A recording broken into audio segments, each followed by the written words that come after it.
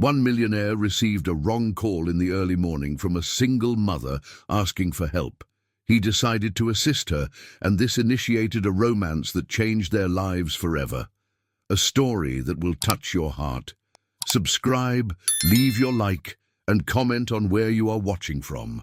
The early Tuesday morning in South Manhattan was shrouded in a dense fog that seemed to absorb the sounds of the sleeping city. On the 32nd floor of Corporate Tower, Edward Smith was hunched over financial reports, surrounded by papers scattered across the mahogany desk that occupied half of his presidential office. At 41, he had transformed the small construction company inherited from his father into one of the largest real estate groups in New York City. But success had come at a price. Premature wrinkles marked his angular face, and his brown hair was beginning to show grey strands at the temples. The sepulchral silence of the office was broken at 3:47 a.m. by the shrill ring of the phone. Edward hesitated for a moment. Who would call at this hour? His first reaction was to ignore it, thinking it was some minor issue that could wait until morning. But something in the persistent tone of the ringtone made him answer. "Hello?" His voice sounded hoarse after hours of silence. On the other end of the line, a trembling female voice, filled with desperation, cut through the stillness of the night. "Please, I beg you. I need you at General Hospital now. My daughter is very sick. She has a high fever and I can't. The voice broke into a sob that made Edward sit up straight in his chair.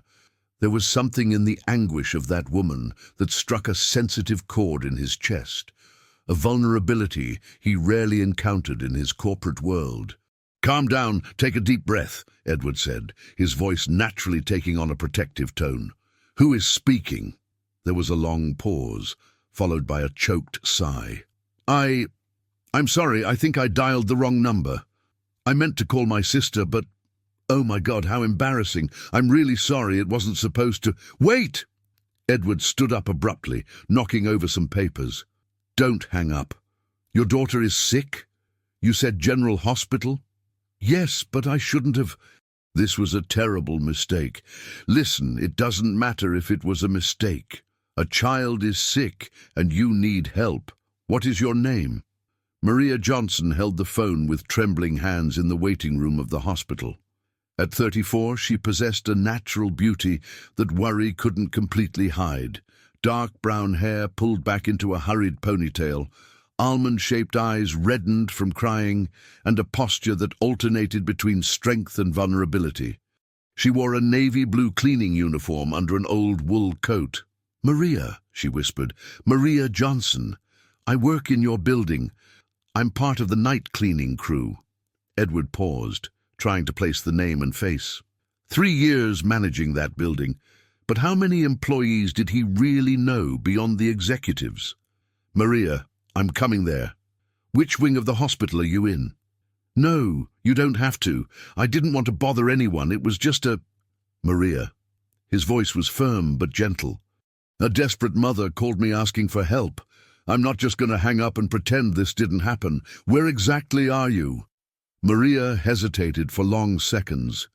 She looked around the pediatric emergency waiting room, worn plastic chairs, the smell of disinfectant mixed with stale coffee, the constant sound of hospital pages echoing through the corridors.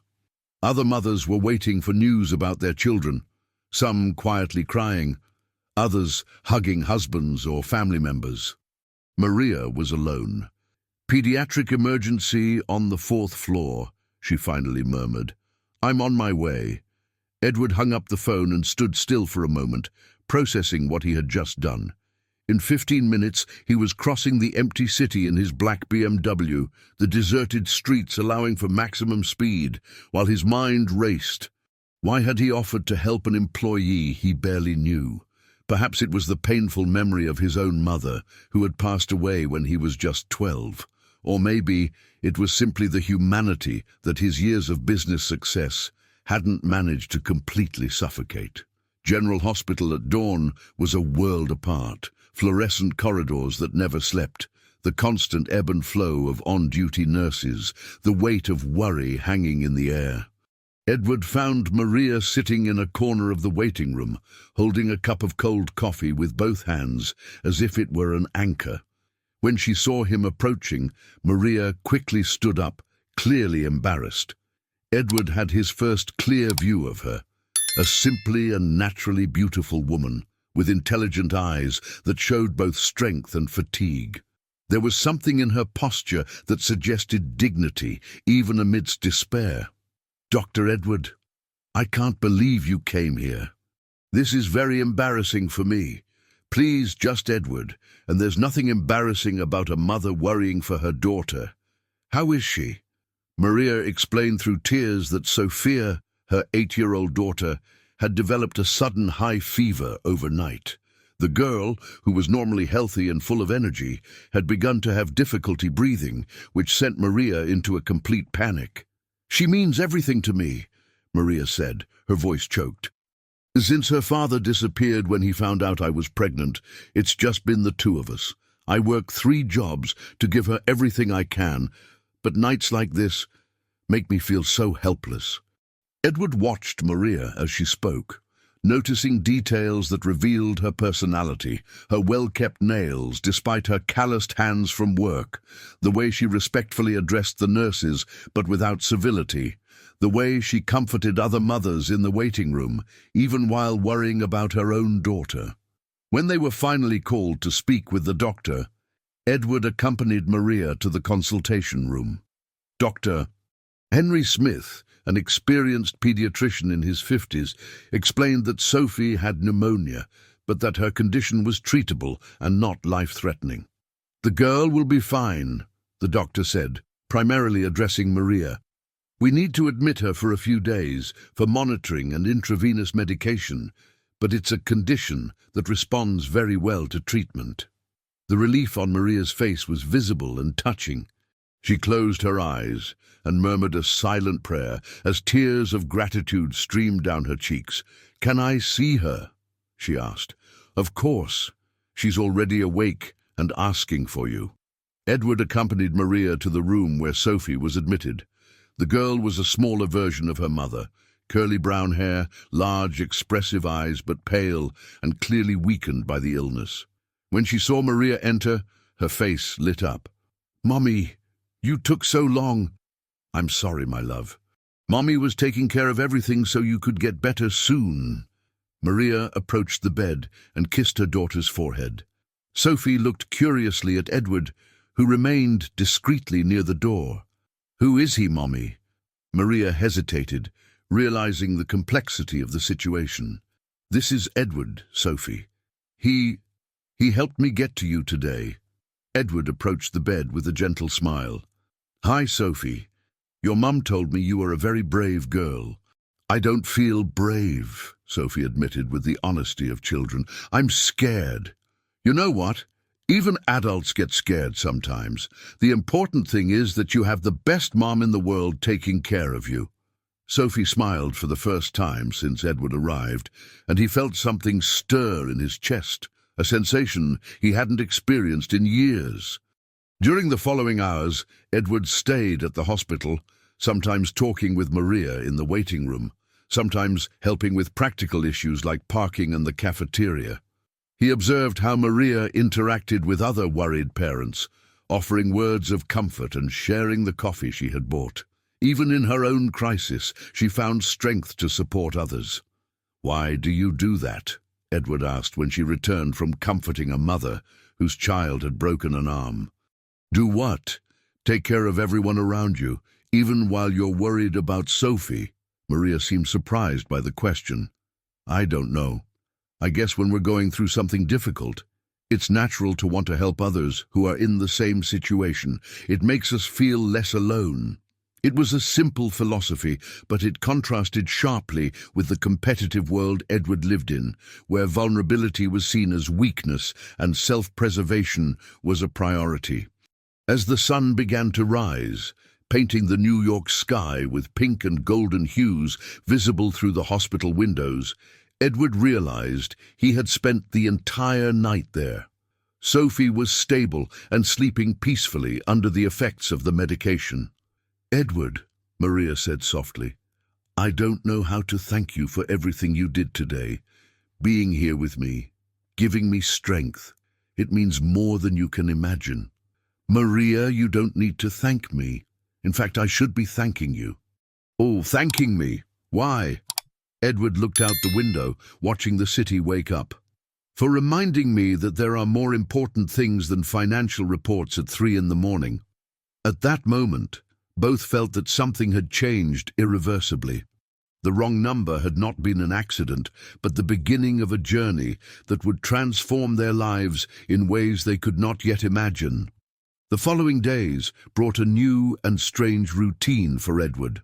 For the first time in years, he found himself thinking about something beyond contracts and meetings. During the day, while signing documents or participating in video conferences, his mind wandered to the hospital, to Maria and Sophie. There was something in the quiet strength of that woman that intrigued him deeply. Maria returned to work in the corporate tower 3 days after Sophie's discharge, who had been released with a prescription for home rest. Edward ran into her in the elevator on Thursday morning, carrying her cleaning supplies and a determined expression that barely concealed her exhaustion. "Maria," he said, his voice softer than his usual business tone. "How is Sophie?" "Much better, thank you. The doctor said she recovered faster than expected." Maria kept her eyes down, clearly still embarrassed by the situation. "Dr. Edward, I wanted to talk to you about—" "Edward. Just Edward," he gently corrected her. "And you don't need to say anything. You don't owe me explanations." "But I need to," Maria insisted, finally meeting his eyes. "What happened at the hospital? I've never asked for help from anyone before. I've always managed on my own since Sophie was born. I don't know why that night was different. The elevator stopped on the 15th floor where Maria worked. She prepared to exit, but Edward held the door. "Maria, can I ask you a question? Why did you call my number specifically?" She blushed slightly. "It was really a mistake. I meant to call my sister Carol, who lives in Santos. Her number ends with 4726. Yours ends with 4762. I was so nervous that I mixed up the digits." Edward smiled, a genuine expression that completely transformed his usually serious face. "So it was destiny. Do you believe in destiny?" "I used to believe only in strategic planning and efficient execution. But this week made me question some things." Maria stepped out of the elevator, but before the doors closed, Edward spoke again. "Maria, if you need anything at all, you have my number." In the following days, Edward began to notice details he had ignored for 3 years. Maria always arrived at 5:30 a.m., half an hour before the official start time, and stayed until 2:30 p.m. She worked with a silent efficiency that never disturbed the office activities, but her presence was striking in subtle ways. Small flowers from the ground floor garden would discreetly appear in the elevators, always with a gentle smile for employees and visitors. The mysterious ability to remember the name of every person who worked in the building. The following Monday, Edward decided to investigate more about Maria. He spoke with Mrs. Thompson, the cleaning coordinator, a 60-year-old woman who had worked in the building for over a decade. "Maria, oh, Dr. Edward, that girl is a rare gem," said Mrs. Thompson, her wrinkles deepening into a warm smile. "She works like an ant, never complains about anything, and studies at night. Business administration, if I'm not mistaken." "She studies every day, doctor. After she finishes here, she rushes to college. On Saturdays, she stays home with her little girl, but on Sunday, she goes back to study at the university library.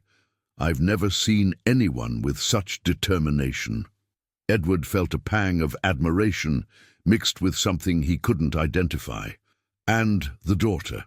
How does she take care of the girl with that routine?" "Sophie is in full-day school during the week. Maria got a scholarship for the girl at a good private school. On Saturdays and Sundays, when Maria needs to go out, I or some of the other girls help take care of her. Sophie is an angel, you know, polite, smart. She looks just like her mother."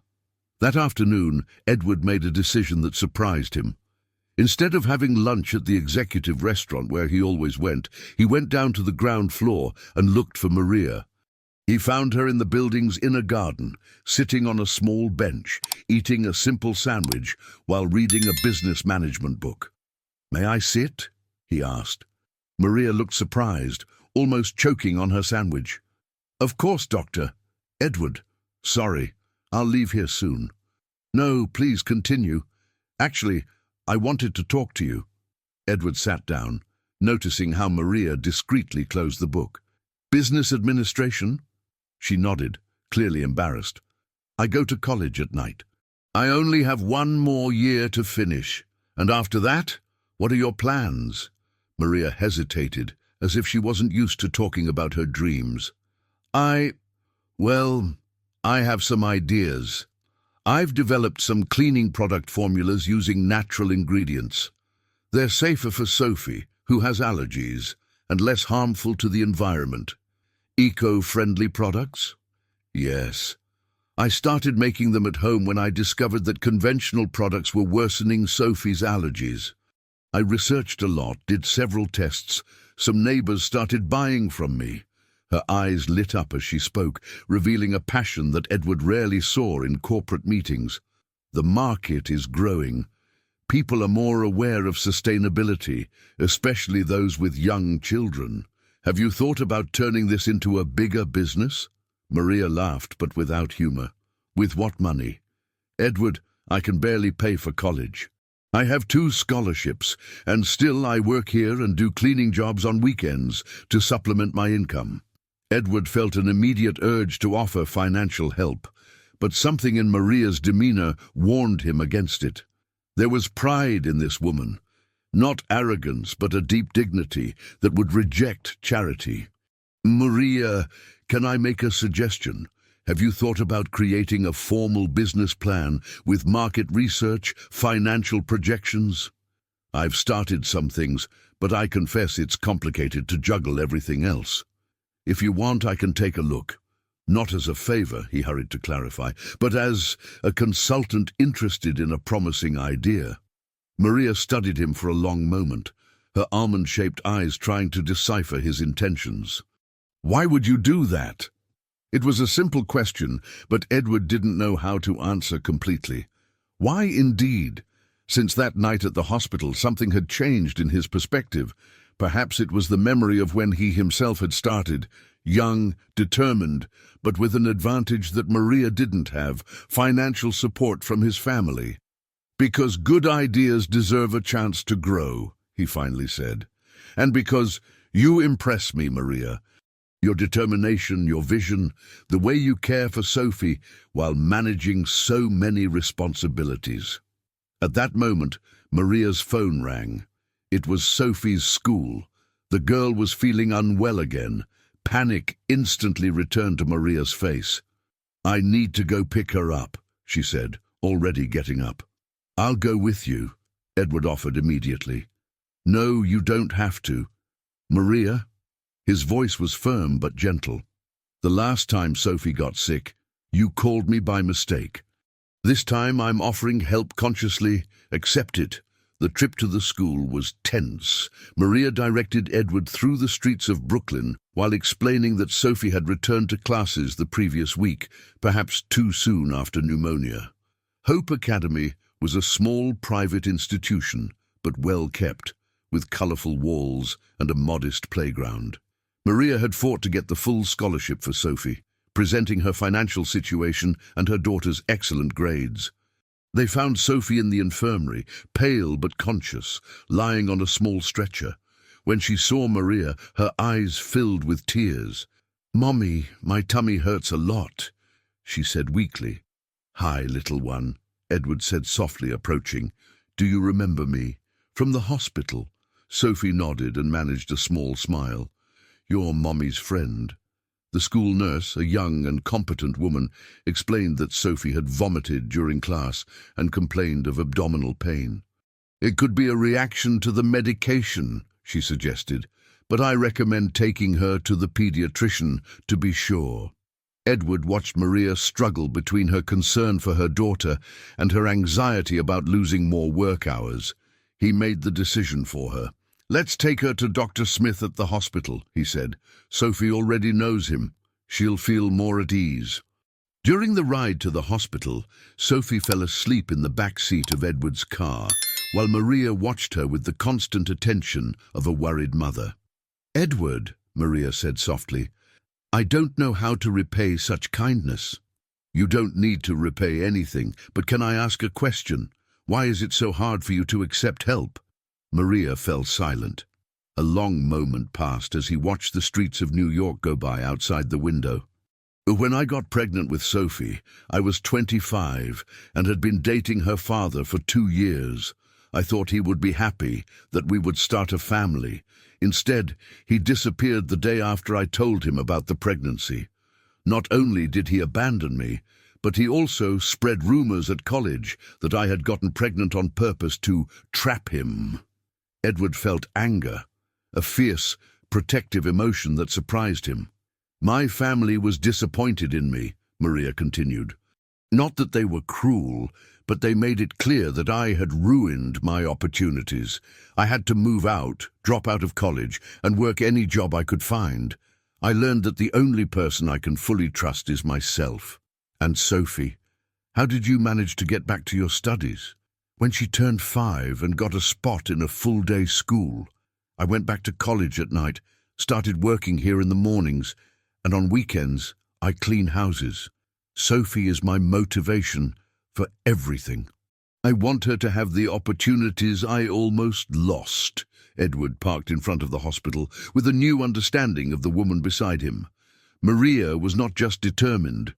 She was a survivor who had turned adversity into driving force. Dr. Smith confirmed that Sophie's symptoms were side effects of the medication, already expected and temporary. He prescribed a medication for nausea and assured them that she would be completely fine in a few days. When they left the hospital, it was already late afternoon. Edward suggested taking Maria and Sophie home, but Maria insisted they would take the bus. "Maria, it's almost 6 in the evening. Sophie is tired and you live far away. Please, let me drive you." Sophie, overhearing the conversation, interjected with the honesty of children. "Mummy, I want to go in Edward's car. I'm too tired for the bus." Maria sighed, defeated by the child's logic and her own exhaustion. The address Maria provided led them to a housing complex in East New York. The contrast with the corporate environment where Edward spent his days was stark. Simple apartment buildings, unpaved streets, children playing in the inner courtyards despite the chilly afternoon. "This is it," Maria said, pointing to one of the blocks. "Apartment 307. Edward observed the environment without judgment, but with a new understanding of the distance Maria traveled daily. Almost 2 hours of public transportation to get to work. "Maria," he said, as Sophie dozed in his arms, "can I ask you a personal question?" "Of course." "Why did you choose to work in our building so far from home?" Maria smiled sadly. "Because it was the only place that offered hours, that allowed me to study at night and pay a decent salary. And because—" She hesitated. "Because what?" "Because working in a corporate environment, I learn by observing. I see how meetings work, how decisions are made, how people behave in the business world. It's an informal education that complements my college." Edward was once again impressed by Maria's insight. She had turned a cleaning job into a business learning opportunity. That night, alone in his luxurious apartment in Brooklyn, Edward reflected on the past few weeks. His life had followed a predictable pattern for years: work, gym, empty social dinners, superficial relationships. Maria and Sophie had introduced something completely new into his routine: genuine purpose and real human connection. He picked up his phone and typed a message to Maria. "Is Sophie better? If you need anything, you can call me." The reply came 15 minutes later. "She's fine, thank you." "Edward, you have been very kind." "I don't know how to thank you." Edward typed and deleted several responses before sending, "You don't need to thank me. Good night, Maria." But as he prepared for bed, Edward knew that his life had changed irreversibly. Maria and Sophie were not just casual acquaintances. They had become important to him in a way he was just beginning to understand. Edward's routine subtly changed in the following weeks. He found himself going down to the ground floor more often, always finding professional excuses to be on the floors where Maria worked. Their conversations grew longer, evolving from polite niceties to genuine discussions about business, education, and dreams. On a rainy Thursday in May, Edward found Maria in the indoor garden again, this time helping to water the plants she had taken to care for informally. She wore her usual navy blue uniform, but there was something different about her posture, a growing confidence that hadn't been there weeks before. "How is the business plan going?" Edward asked, approaching with 2 cups of coffee from the executive machine on the 20th floor. "You brought coffee for me?" Maria seemed genuinely surprised. "Decent coffee. Not that powdered water you all drink in the basement break room." Maria accepted the cup with a smile that lit up her whole face. "Thank you. The plan is progressing. I spent the entire weekend researching suppliers of organic ingredients.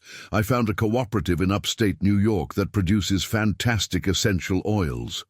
"And the costs?" "High initially, but with economies of scale, the numbers work." Maria pulled out a small notebook from her bag, filled with notes in her careful handwriting. "I made projections for 3 scenarios: conservative, realistic, and optimistic." Edward flipped through the pages, impressed with the depth of her research. Maria had mapped out not only costs and revenues, but also competitor analysis, marketing strategies, and even considerations about environmental regulations. "Maria, this is exceptional. You have a natural talent for market analysis. I learned by observing you and other executives. You all talk about thinking strategically. I started applying that to my project." At that moment, Edward's phone rang. It was Patricia Mendonça, his ex-fiancée, calling from Paris, where she had been for 6 months, finding herself after the tumultuous end of their relationship. "Excuse me," Edward said to Maria, stepping away a few paces. "Patricia? Edward, darling, how are you? I'm dying to... I miss New York. And you." The melodious voice of Patricia, with her slightly affected accent that mixed English with French expressions, brought back memories that Edward preferred not to revisit. Patricia was the daughter of a traditional New York family, heir to a textile fortune, and had been the perfect choice, unanimously approved by her parents. "Patricia, what a surprise! How is Paris?" "Wonderful, but empty without you." "Edward, I made a terrible mistake ending our engagement. We need to talk when I return." "When are you coming back?" "Actually, I'm already on my way back. I arrive on Monday. Can we have dinner? That French restaurant we loved?" Edward glanced at Maria, who pretended not to be listening while she continued watering the plants. The difference between the 2 women was striking. Patricia, with her studied sophistication and constant need for validation. Maria, with her natural beauty and quiet determination. "Patricia, a lot has changed in these months." "I know, darling. That's why we need to talk. I have a proposal that will change our lives." After Edward ended the call, Maria noticed his troubled expression. "Are you okay?" she asked softly. "Ex-fiancé, coming back from Paris with proposals that will change my life." Edward made air quotes, his tone heavy with irony. "You broke up a long time ago." 8 months. It was complicated." Edward sat on the bench next to Maria. "Patricia is everything my family expects. Proper education, the right social connections, interest in the family business. The perfect marriage on paper. But I found out she was more interested in what I represented than in who I really am. When I started questioning whether I wanted to expand the business internationally or focus more on social responsibility, she made it clear that I was being naive and not ambitious enough. Maria absorbed this information in silence. She had been observing Edward for weeks, noticing how he treated employees at all levels with respect, how he genuinely cared about sustainable projects, how his ambition was tempered with social consciousness. And now, she comes back with a proposal. Knowing Patricia, probably some scheme that benefits our family's businesses and solidifies our strategic partnership. Edward laughed bitterly. Sorry, I shouldn't be venting about this to you. Why not? We're friends, aren't we? The word friends hung in the air between them, laden with unspoken meanings. Edward looked at Maria, her hair down today, framing her delicate face, intelligent eyes that truly saw him, not just his bank account or social status. Yes, he finally said, we are friends. That afternoon, Edward couldn't concentrate on work. His mind alternated between Patricia's call and his conversation with Maria. Why did the prospect of seeing his ex-fiancée bother him so much? And why did he find himself constantly comparing her to an employee he had met by chance? On Monday, Patricia showed up at Edward's office unannounced. At 35, she was undeniably elegant, impeccably styled blonde hair from a Parisian salon, wearing a Chanel suit that cost more than Maria's annual salary, imported perfume announcing her presence before she even entered the room. "Edward," she approached to kiss him on the cheeks, her gesture studied and performative. "You look great, more mature, more interesting." "Patricia."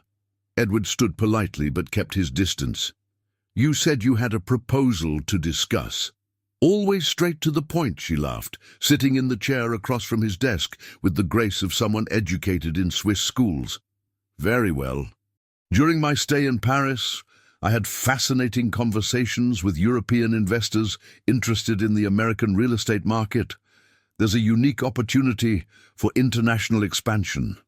Edward listened as she presented an elaborate plan involving a merger between his construction company and the Anderson textile firm, creating a conglomerate with capital for European investments.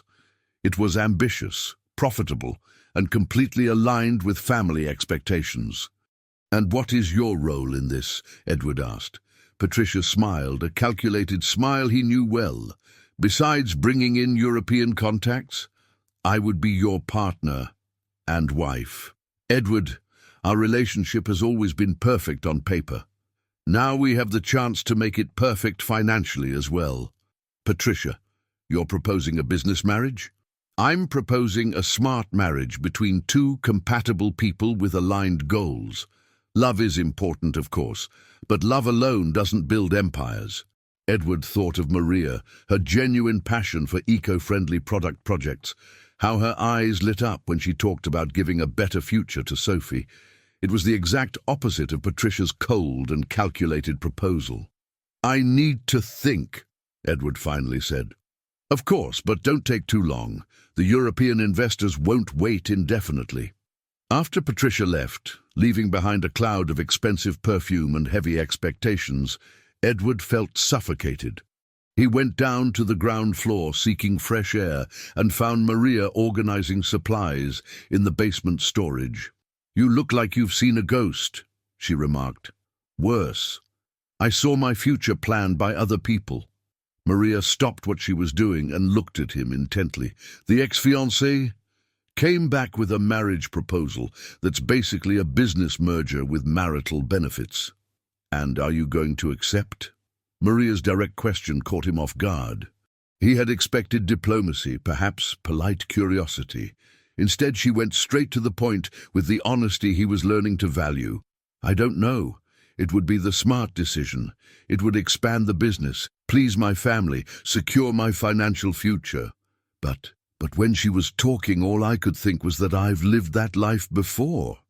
Dinners in fancy restaurants discussing acquisitions, social events where everyone measures each other's worth by cars and watches, relationships based on mutual convenience. Maria stepped closer to him, her eyes serious. "Edward, can I say something? As your friend?" He nodded. "You are one of the kindest people I've ever met. The night Sophie got sick, you could have hung up the phone and forgotten. Instead, you spent the night at the hospital with two strangers. You genuinely care about people, treating everyone with respect. Respect you have ideas about social responsibility. Don't let anyone convince you that these qualities are weaknesses." "Maria, I'm not done yet." Her voice was firm but gentle. "You asked me last week why it's hard for me to accept help. Well, now I ask, why is it hard for you to accept that you deserve to be happy on your own terms?" The question echoed in the silence of the storage room. Edward looked at Maria, a woman who had faced abandonment, financial struggles and social prejudice, yet maintained her integrity and pursued her dreams without compromising her values. "You're right," he finally said. "About what?" "About me deserving to be happy on my own terms. And you know what? My terms include authentic people in my life. People like you." Maria blushed, but maintained eye contact. "Edward, you need to be careful with what you say." "Ooh, why?" "Because we come from very different worlds. You have responsibilities, family expectations, a future already planned out. I have a daughter to raise, studies to finish, dreams to build from scratch. And what if I say I want to be part of your dreams instead of following the plans others made for me?" The air between them was charged with tension and unspoken possibilities. Maria looked at him for a long moment, as if trying to decide something important. "Then I would say you need to be absolutely sure of what you're saying. Because once you truly enter my life, in Sophie's life, you can't leave when things get complicated or when your family pressures you." "And will they get complicated?"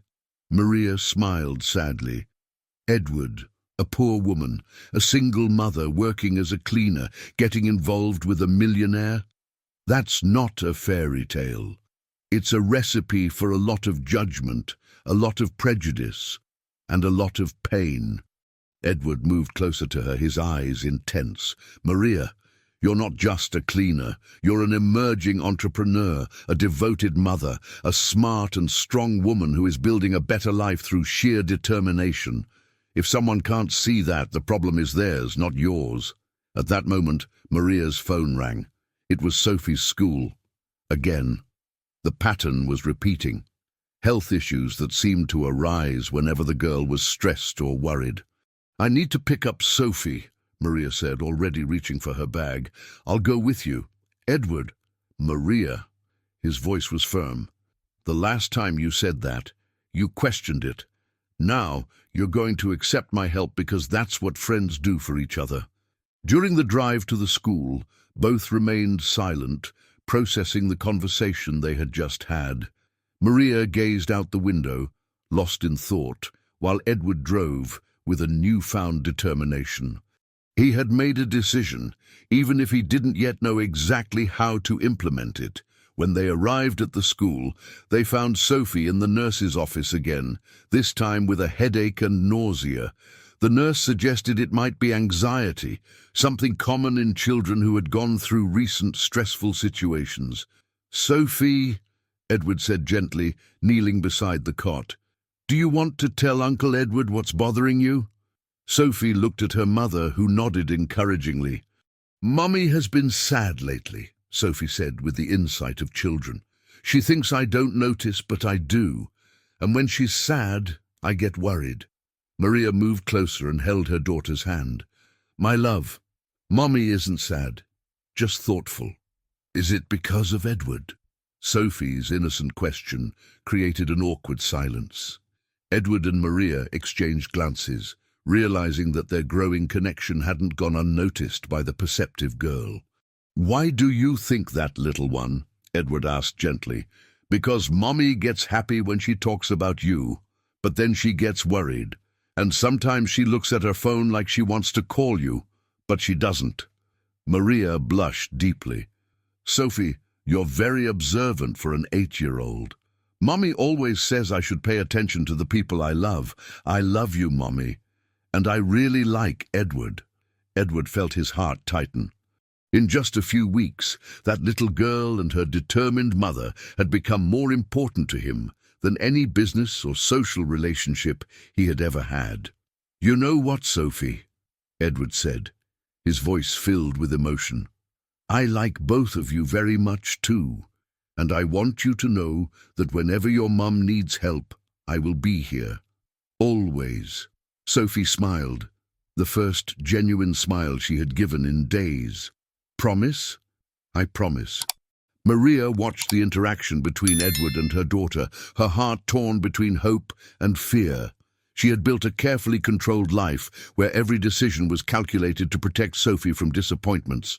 But Edward was becoming a variable she didn't know how to control, nor if she wanted to. The following week brought unexpected changes that tested the limits of the growing relationship between Edward and Maria. On Wednesday morning, Edward found an elegant envelope on his desk, letterhead from the Anderson family, with handwriting he immediately recognized as his mother's, Beatrice Smith. "Dear Edward," the letter began with the affected formality that characterized his family. "We learned through Patricia about your reluctance to consider her proposal. While we respect your need for reflection, we would like to remind you of the responsibilities you carry as the heir to the family business. We expect you for dinner this Saturday, where we can discuss the future of the company and your personal priorities." Edward crumpled the letter in irritation. At 41, he was still treated like a rebellious teenager who needed parental guidance. His mother, Beatrice, was a woman of iron disguised in velvet, elegant, educated, but relentless when it came to maintaining family status. His father, Robert, was more straightforward. He viewed business as war and relationships as strategic alliances. While Edward dealt with family pressures, Maria faced her own challenges. The building manager, Mr. Carter, a thin man in his 50s with small, calculating eyes, had implemented a series of optimizations that threatened jobs. "Maria," Mrs. Thompson sought her out during lunch, visibly shaken, "Carter wants to cut the staff in half. He says we're overstaffed and that he can outsource the service for less money. Can he do that?" Maria felt her stomach tighten. Losing this job would mean returning to the financial instability she had fought so hard to overcome. "He's been the manager for just a month and is already changing everything. He wants to fire the older employees because we cost more than young outsourced workers." Maria spent the rest of the day worried, her mind calculating financial scenarios. Without this job, she wouldn't be able to pay for college or keep Sophie in private school. Everything she had worked for over the past few years was at risk. Edward noticed Maria's anxiety when he found her in the internal garden on Thursday. She was nervously digging in the soil around the plants, clearly using gardening as an escape valve for her stress. "Maria, are you okay? You look worried." She looked up, dirt on her hands, tears of frustration in her eyes that she was trying to hide. "The new manager wants to cut the cleaning staff in half. I'm on the list of those who could be fired." Edward felt immediate anger. He can't do that arbitrarily.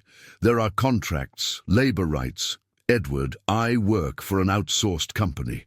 The contract is theirs with the building, not mine. If they lose the contract or decide to cut costs, I'm expendable." "That's ridiculous. You're one of the most efficient and dedicated employees I've ever seen." Maria smiled sadly. "Efficiency and dedication don't matter when it comes to just numbers on a spreadsheet." Edward made an impulsive decision. "I can talk to Carter. As one of the largest tenants in the building, my opinion carries weight." "No!" Maria stood up quickly, alarmed. "Edward, you can't do that. If he knows we have closeness, it will seem like I'm using influence to keep my job. That would be humiliating."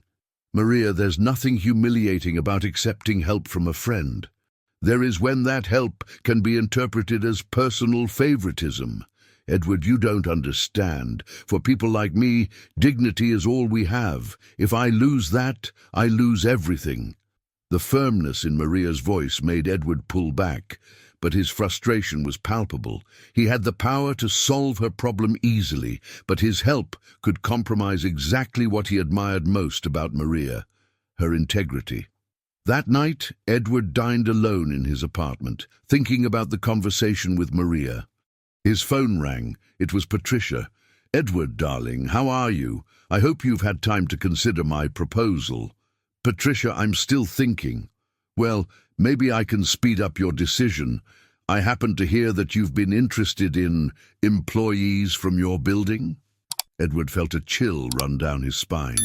"What are you talking about?" "Oh, darling, New York is smaller than it seems, especially our circles.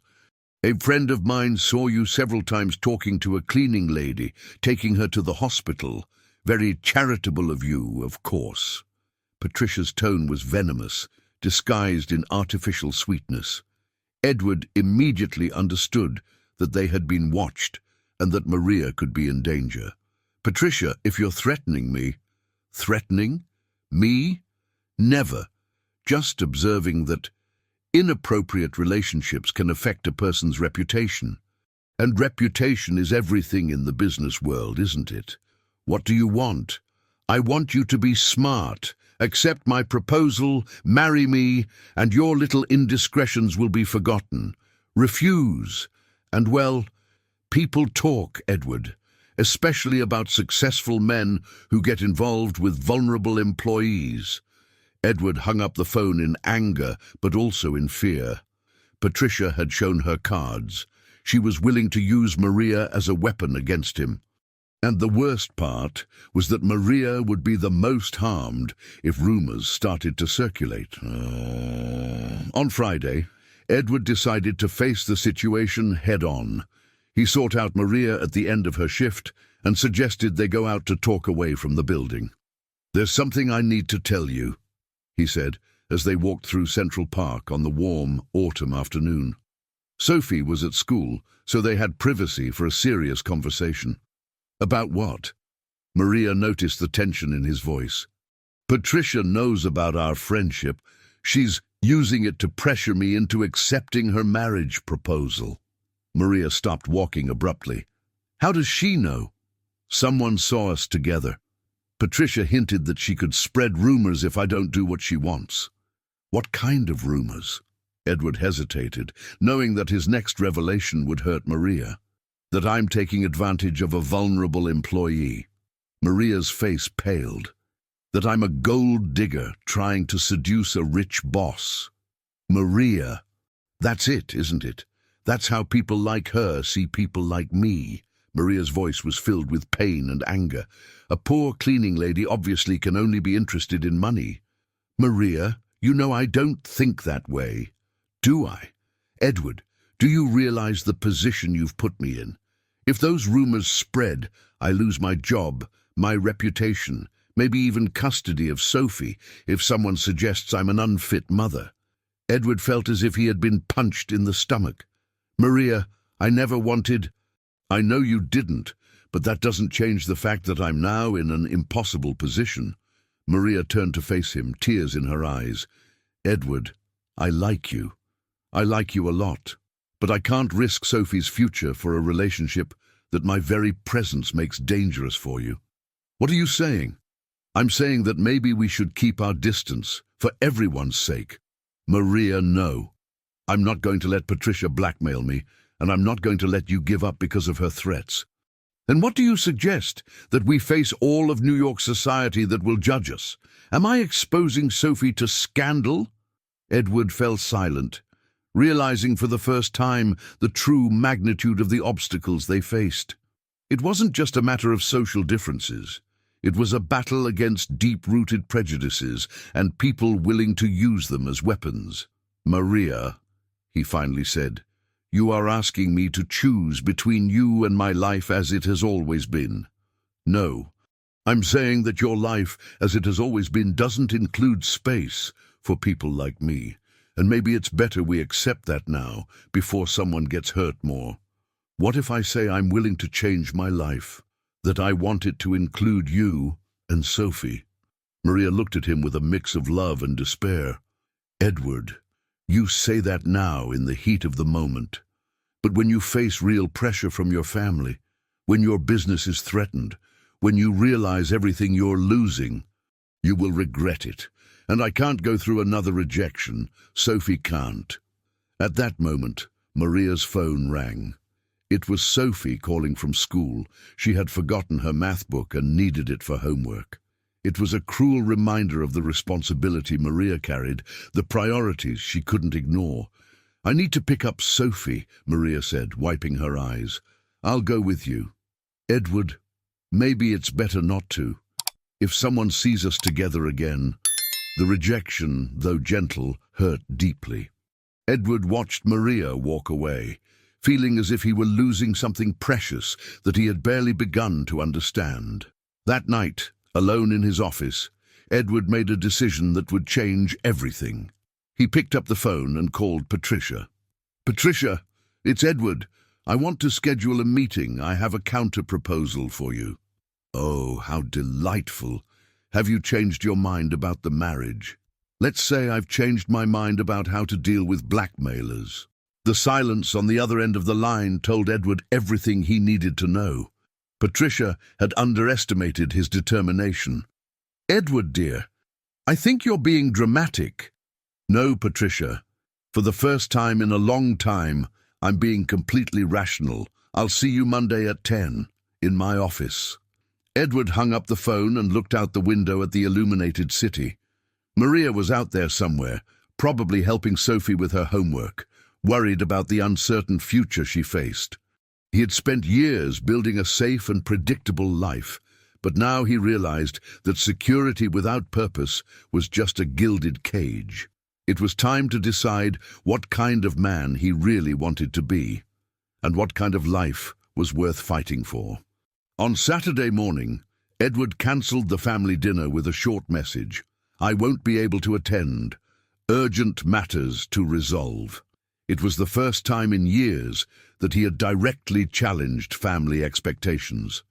Instead, he spent the day planning his strategy to protect Maria and face the consequences of his choices.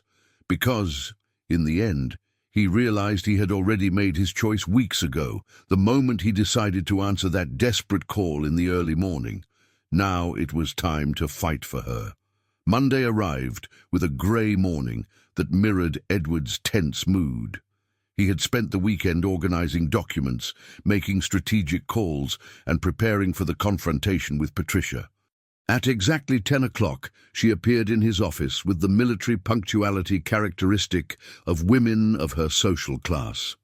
Patricia entered as if she were strutting down a runway. A navy blue Armani dress, Louboutin shoes, a Hermès bag, each piece carefully chosen to demonstrate power and refinement. But Edward, who had known her for years, noticed the signs of nervousness, the slightly stiff movement of her shoulders, the way she held her bag a little tighter than usual. "Edward, dear," she approached to kiss him on the cheeks, but he remained behind the desk, keeping a professional distance. "Patricia, please have a seat."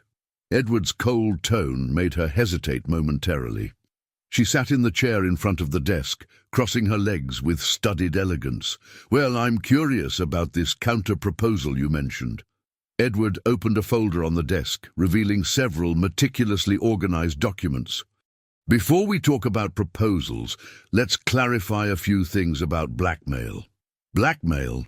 Patricia laughed, but the sound came out forced. "Edward, you're being dramatic. I'm being precise." Edward picked up one of the documents. "This is a transcript of our phone conversation from Thursday, automatically recorded by my corporate security system. In it, you clearly threaten to spread rumors about me and an employee if I don't accept your marriage proposal." Patricia's face paled slightly, but she maintained her composure. "Edward, that was just a conversation between old lovers. You're misinterpreting." "Am I?" Edward picked up another document. "This is a report from a private investigator I hired over the weekend. Interesting to discover that you've been hiring people to follow me for weeks. Also interesting to find out that it was you who spread the rumors about environmental irregularities in my company." Now Patricia was visibly shaken. Her hands, usually still, nervously fiddled with the strap of her bag. "Edward, you can't prove—" "Actually, I can." Edward picked up a third document. "Your cousin Charles, who works in the environmental department, was very helpful when we explained to him the legal consequences of providing false information to competitors. He confessed everything in exchange for immunity." Patricia abruptly stood up, her mask of elegance finally slipping. "Edward, you're making a mistake. My family won't take this lying down. We have influence, contacts, and I have evidence of a crime." Edward stood up as well, his voice firm but controlled. "Patricia, I'm going to make you a unique offer. You immediately cease any interference in my personal or professional life for your pathetic attempts at sabotage, and I won't turn this evidence over to the police. You wouldn't do that.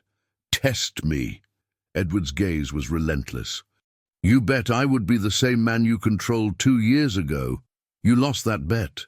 Patricia fell silent. A long moment passed as she processed the radical change in the man before her. The Edward she knew was ambitious, yet malleable, predictable in his reactions. This determined and relentless man was a stranger. "And what about the European expansion proposal, the contacts you brought?" "I will find my own partners, based on merit, not coercion." Patricia grabbed her bag with stiff movements. "You are making a mistake, Edward. This obsession with a cleaning lady will destroy your reputation. My reputation will be built on my choices, not on your approvals." Edward opened the office door. "Our lawyers will be in touch regarding the legal details. Have a good day, Patricia." After she left, Edward sat heavily in his chair. The first battle was won, but he knew he had declared war against an entire social system that would not easily tolerate his choices. While Edward dealt with Patricia, Maria faced her own crisis. Mr. Carter had called a meeting with the entire cleaning staff to announce the changes. "Effective immediately," he announced bluntly, "we will be reducing the staff by half. The selected employees will receive termination notices by the end of the week." Mrs. Thompson raised her hand tremulously. "Mr. Carter, what are the criteria for selection? Efficiency versus cost. Older employees are more expensive. Employees with personal relationships in the building may create conflicts of interest." Carter's gaze landed directly on Maria as he said the last phrase. She felt her heart race, realizing that her closeness to Edward had been noticed and was being used against her. "Mr. Carter," Maria said, finding courage she didn't know she had, "may I ask specifically what you mean by personal relationships?" "I believe you understand perfectly, Ms. Johnson." The humiliation was deliberate and public. Maria felt her face burn, but she maintained an upright posture. "If there are specific accusations against me, I would like them to be stated clearly." "There are no accusations, just observations about inappropriate closeness with tenants of the building." "Inappropriate closeness?" Maria's voice rose slightly. "Is it inappropriate to speak politely with people now? When those conversations happen during work hours and involve personal favors, yes." Maria realized she was in a trap. Any defense she made could be interpreted as confirmation of the implied accusation, but remaining silent would mean accepting humiliation. "Mr. Carter, in 3 years of working in this building, I have never received a complaint about my performance. My record is impeccable, and my interactions with tenants have always been professional and respectful." "That may be true," Carter said with an unpleasant smile, "but perceptions matter too, and the current perception is problematic." Mrs. Thompson, who had been watching the exchange with growing indignation, finally exploded. "Mr. Carter, this is unfair. Maria is one of the best employees we have ever had. If you are insinuating something inappropriate—" "Mrs. Thompson, I suggest you focus on your own situation. Employees of your age also represent high costs." The threat was clear. Maria realized that Carter was using her situation to intimidate the entire team. She made a decision that surprised her. "Mr. and Carter," she said, her voice firm and clear, "if my presence here is causing problems for my colleagues, I resign. But I want it on record that I have never done anything inappropriate or unethical." A murmur swept through the room. Mrs. Thompson looked horrified. "Maria, no! It's decided!" Maria looked directly at Carter. "I will work until the end of the week to ensure a proper transition of my responsibilities." Carter seemed both satisfied and surprised by the ease of his victory. "Very well. Mrs. Thompson will handle your transition." Maria left the meeting with her head held high, but inside she felt devastated. In a matter of minutes, she had lost not only her job, but her carefully constructed financial stability. That afternoon, Edward sought out Maria in the courtyard, finding her watering the plants one last time. She was visibly shaken but trying to maintain her composure. "Maria, I heard about the meeting. I'm so sorry." "You don't need to be sorry. I made my choice." "Your choice? Maria, you were forced to resign because of our friendship. This is unacceptable." Maria turned to face him, unshed tears glistening in her eyes. "Edward, I couldn't let Carter use our situation to threaten others. Mrs. Thompson has worked here for 10 years. The other girls have families to support." The nobility in Maria's gesture, sacrificing her own security to protect her colleagues, left Edward momentarily speechless. "Maria, this can't end like this. I will talk to the building council. I will—" "No!" Her voice was firm. "Edward, you don't understand. Any interference from you will only confirm Carter's insinuations. It will make everything worse." "Then what will you do?" Maria took a deep breath, as if gathering strength. "I will accelerate my plans. It's time to bet on my eco-friendly products business. I have a few clients, some savings. It will be risky, but—" "Maria, you can't support a family with a business that has barely started. Then I will have to make it work quickly." Her determination was admirable and terrifying at the same time. "Edward, I always knew that one day I would have to bet everything on my dreams. Apparently that day has come sooner." Edward watched her for a moment, seeing not only her strength, but also the fear she was trying to hide. "Maria, let me help. I can invest in your business, be a silent partner." "Edward." Her voice was gentle but firm. "You need to understand one thing. If I accept your help now, especially after what happened today, I will always wonder if I succeeded on my own merit or out of charity. And so will you." "That's ridiculous. It would be an investment based on the potential of your product. Would it? Or would it be a way for you to take care of me because you feel responsible for my situation?" Maria's honest question forced him to examine his own motivations.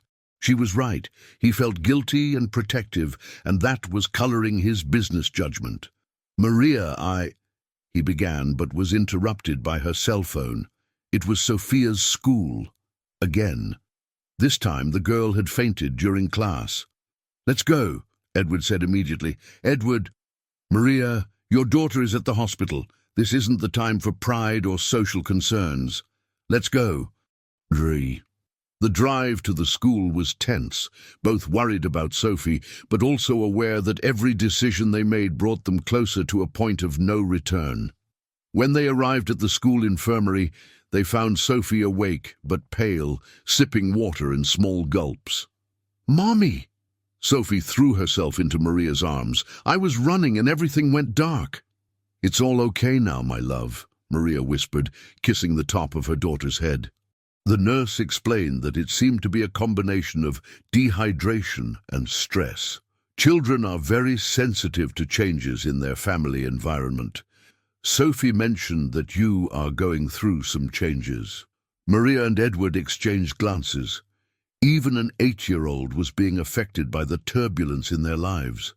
"Sophie," Edward approached and knelt beside her. "How are you feeling now?" "Better." "Edward, are you and Mommy fighting?" "Mommy is sad again." The innocent question cut deeply into both of them. Edward looked at Maria, seeing not just the strong and determined woman, but also the worried mother sacrificing her own happiness to protect her daughter. "No, little one," Edward said gently. "Your mom and I are not fighting. We're just figuring out how to take better care of each other. Like you did at the hospital when I was sick?" "Exactly like we did at the hospital." Sophie smiled and reached one small hand out to Edward and another to Maria. "So can we go get ice cream to celebrate that we're not fighting?" Maria and Edward laughed, despite the tension. Sophie's childlike simplicity cut through all the social complications and fears that were paralyzing them. "Of course we can," Edward said. "What flavor do you want?" "Chocolate. And Mommy likes strawberry. And you?" "I think I'll try vanilla today." As they left the school together, Edward carrying Sophie, who insisted she was still a little weak, Maria realized that the moment of truth had arrived. She could keep trying to protect everyone from potential consequences, or she could trust that what they were building together was strong enough to weather any storm. When Sophie fell asleep in the back seat after the ice cream, Maria finally spoke. "Edward, I'm scared." "Of what?" "That this is too real to last. That you'll realize we're too much baggage for your life. That Sophie will get attached to you, and then you will have to leave." Edward stopped the car at a red light and turned to look at her directly. "Maria, do you want me to make a promise?" "What kind of promise?" "The same one I made to Sophie at the hospital, that whenever you need me, I will be here. Not out of charity, not out of guilt, but because you have become the most important people in my life." Maria studied him for a long moment, searching for any sign of hesitation or doubt. Instead, she saw determination and something she was starting to believe was true love. "What if your family doesn't accept it? Then they will have to choose between accepting me as I am or losing the son they claim to love. What if society judges us? Then we will build our own community with people who value character over bank accounts. What if it gets too hard?" Edward smiled, an expression that completely transformed his face. "Maria, you raised a daughter on your own, worked 3 jobs while studying, built a business from scratch, and maintained your dignity through it all. If anyone here knows how to face difficulties, it's you. I need to learn to be as strong as you." For the first time in weeks, Maria felt true hope blooming in her chest. Maybe, just maybe, they could make this work. Maria's decision to accelerate her business plans brought a new and urgent energy to her life. The week after her resignation, she transformed a small room in her apartment into an improvised office, with a folding table serving as a lab to develop her formulas and a borrowed laptop from the college library for market research. Edward, respecting Maria's request not to interfere directly, found creative ways to support her. He started visiting her neighborhood bakery on weekends, casually chatting with neighbors about eco-friendly cleaning products. Through these informal conversations, Maria began to receive orders from people who had heard about her work. "Mrs. Lewis, from apartment 201, wants to order products for the whole family," Sophie announced proudly one Saturday morning, handing a handwritten note to Maria. "She said her house has never been this clean, and that it smells much better than the products on TV." Maria read the note, her first official order as an independent businesswoman, and felt a mix of pride and terror. The order was larger than her current production capacity, but refusing it would mean losing the opportunity to grow. "We're going to have to work hard this weekend," she told Sophie. "Can you be my official assistant?" "Can I wear a lab coat like the scientists?" Sophie asked excitedly. "Of course you can." Edward showed up on Saturday afternoon with a pink child-sized lab coat he had found at a costume shop. "For the official assistant," he said, handing the gift to Sophie, who squealed with joy. "Edward," Maria protested, "you didn't have to." "Every lab assistant needs proper equipment," he said with a wink at Sophie. "It's a matter of workplace safety." Watching Edward help Sophie put on the lab coat, joking about her being Dr. Sophie, specialist in miracle products, Maria felt her heart tighten. The naturalness with which he interacted with her daughter, without forcing the situation or trying to impress, showed a paternal side she hadn't known existed. "Maria," Edward said, after Sophie went to fetch her scientific equipment, a ruler and a toy magnifying glass. "Can I make a business suggestion?" "Sure. Have you thought about registering?" Maria paused, realizing she had focused so much on production that she had neglected legal aspects. "Is it expensive?" "It can be, but I know a lawyer who specializes in small businesses and does pro bono work for early-stage entrepreneurs. Should I pass on the contact? Wouldn't that be influencing this pro bono decision?" Edward laughed. "Dr. Henry Smith, yes, the same pediatrician who took care of Sophie. He has a passion for helping small businesses, especially those focused on sustainability. It's work he does out of personal conviction." The connection made Maria smile. The world is really small. Or maybe we are surrounded by good people who want to help us succeed. That afternoon, the three of them worked together in Maria's makeshift small laboratory. Edward proved surprisingly skilled at manual tasks, measuring ingredients with military precision, while Sophie took notes on important scientific data in a colorful notebook. "Dr. Edward," Sophie said with exaggerated scientific seriousness, "formula number 3 is too foamy. Is that normal?" "Dr. Sophie," Edward replied in the same tone, "excessive foam can indicate too much surfactant." "Doctor." "Maria, what's your analysis?" Maria laughed, realizing how Edward had turned the work into a game for Sophie without diminishing the seriousness of the task. "You two are taking this laboratory story very seriously." "Mom, scientific work is serious business," Sophie retorted with the pomp of an academic. "Isn't it, Dr. Edward?" "Absolutely, Dr. Sophie. Now let's test the effectiveness of this product in the bathroom." "For science!" Watching Edward and Sophie march solemnly to the bathroom carrying spray bottles and cloths, Maria felt something she hadn't experienced in years, the feeling of a complete family. Not the family she had dreamed of in her early 20s, but something better, a chosen family built on mutual respect and genuine affection. The moment of contentment was interrupted by the ringing of the phone. It was Carol, Maria's sister, calling from San Francisco. "Maria, I need to tell you something. Mom called asking about a rich boyfriend you found. Someone told her you were dating a businessman." Maria felt her stomach drop. Her mother, Mrs. Roberts, was a woman of rigid principles who had always disapproved of Maria's inappropriate choices. Their relationship had improved since Sophie was born, but it was still fragile. What exactly did she hear? That you are dating a millionaire and that you were fired because of it. "Maria, is it true?" Maria looked at Edward and Sophie testing products in the bathroom, their voices echoing in pseudo-scientific discussions about calcium removal effectiveness. "It's complicated, Carol. Maria, you know how Mum is. She thinks you're getting involved with someone only interested in, well, you know, in sex with a poor woman and then abandoning her when he gets tired," Maria bitterly completed. "Yes, I know. She wants to come talk to you. I'm trying to dissuade her, but let her come," Maria said, surprising her sister. "It's better to face this head-on." "Maria, are you sure? You know how she gets when she thinks you're doing something irresponsible." "Carol, I'm 34 years old.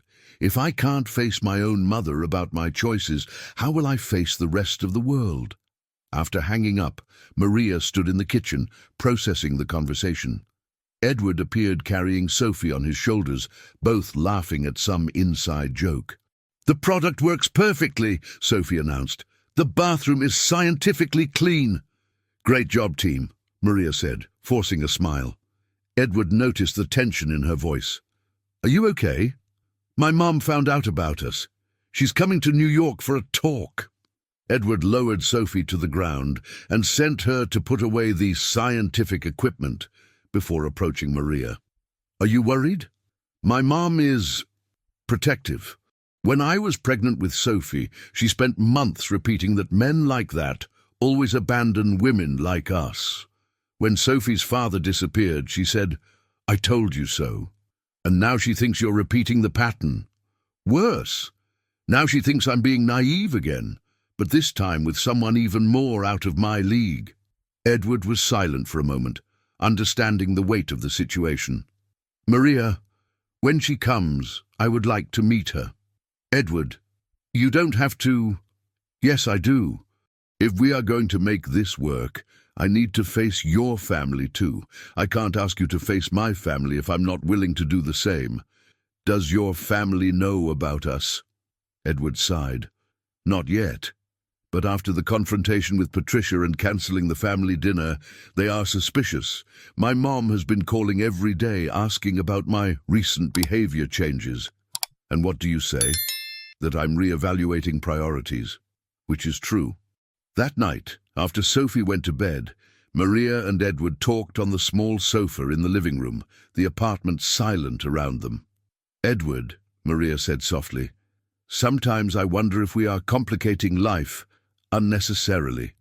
"What do you mean?" "You could find someone more compatible with your life, someone who wouldn't bring all this complication." Edward turned to face her completely. "Maria, do you want me to be completely honest?" "Always. In the last 15 years, I've dated compatible women, graduates from the best universities, from well-known families, with the right interests. And you know what they all had in common?" "What?" "They saw me as a prize to be won, not as a person to be known. They talked about my businesses, my contacts, my wealth-building potential. None of them ever asked what I dreamed of doing with my life beyond making money." Maria listened in silence, realizing there were aspects of his life she had never considered. "With you," Edward continued, "for the first time, someone is interested in my values, my fears, my hopes that have nothing to do with profit. You challenge me to be a better person, not just a richer businessman." "Edward, I'm not done yet." His voice was heavy. "Maria, you transformed my life in just a few months more than any appropriate relationship has in years. You reminded me why I started working, why building something should matter. You introduced me to Sophie, who taught me that there is happiness in simple things that I had completely forgotten." Maria felt tears forming in her eyes. "But what if we can't? What if the pressure is too much?" Edward took her hands in his. "Maria, you have spent years building a life for you and Sophie against all odds. You are one of the strongest people I know. If anyone can face social pressure, it's us. And your family? They will have to accept that I have grown up and can make my own decisions. And if they don't accept it—" Edward hesitated for a moment. "Then I will find out if their love is conditional or true. Isn't that going to hurt you?" "Probably, but you know what would hurt me more? Losing you and Sophie out of cowardice." Maria moved closer to him, resting her head on his shoulder. "Edward, I'm so afraid to believe this is real." "Oh, why?" "Because if it's real, and then it doesn't work out, I don't know if I could recover. And Sophie—" "Maria." Edward made her look him in the eyes. "I can't promise it will be easy.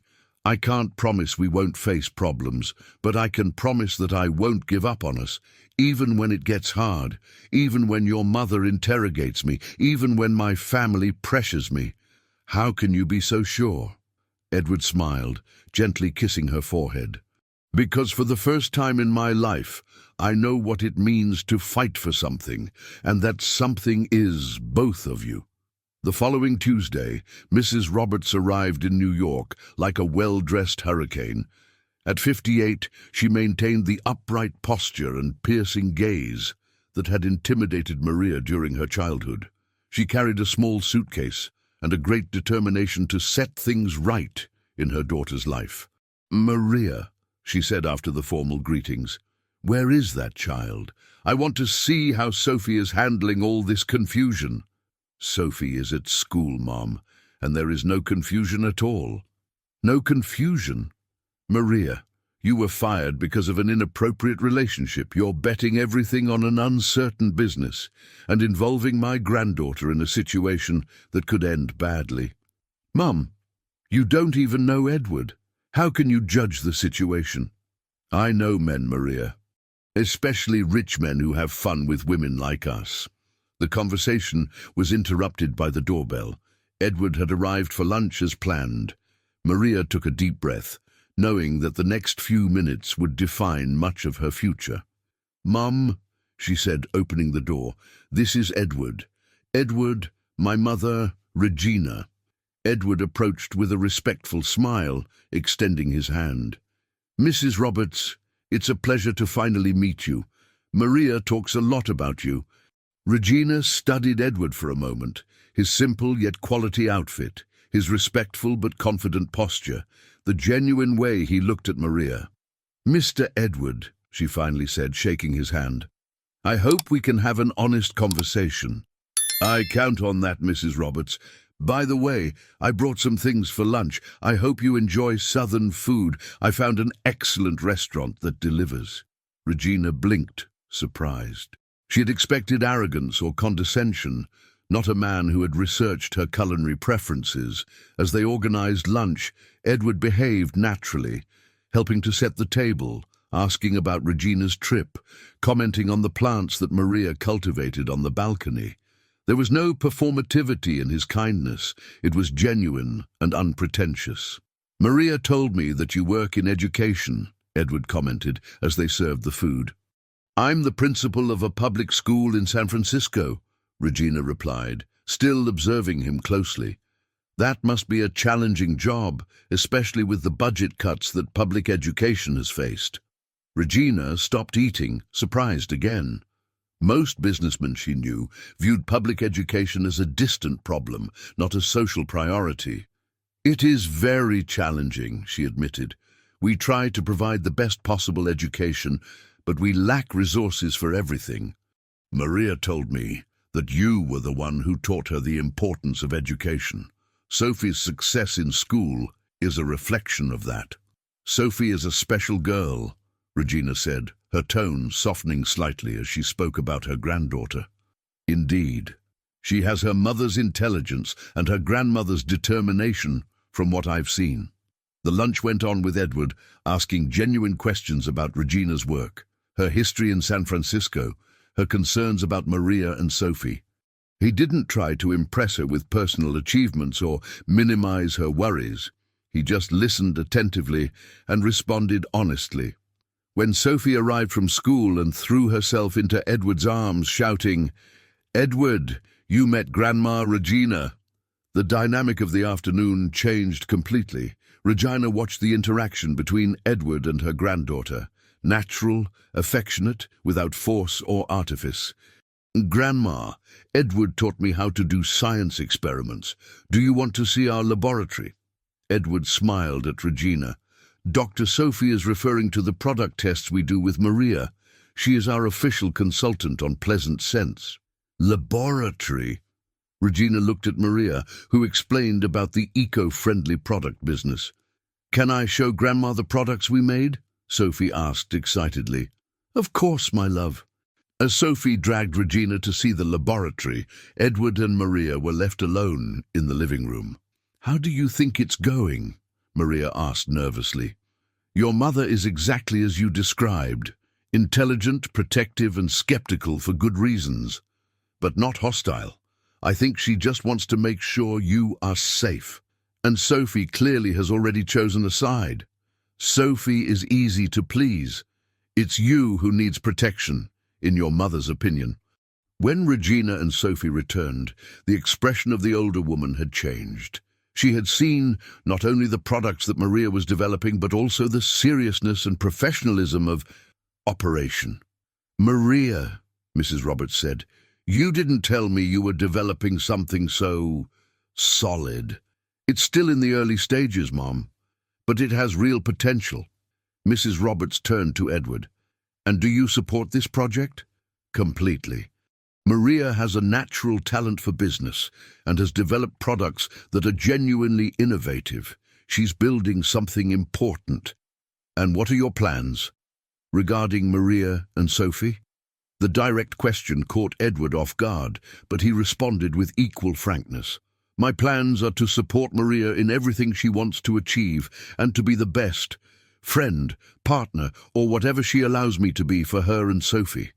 "That's vague," Mrs. Roberts observed. "Because it depends on what Maria wants.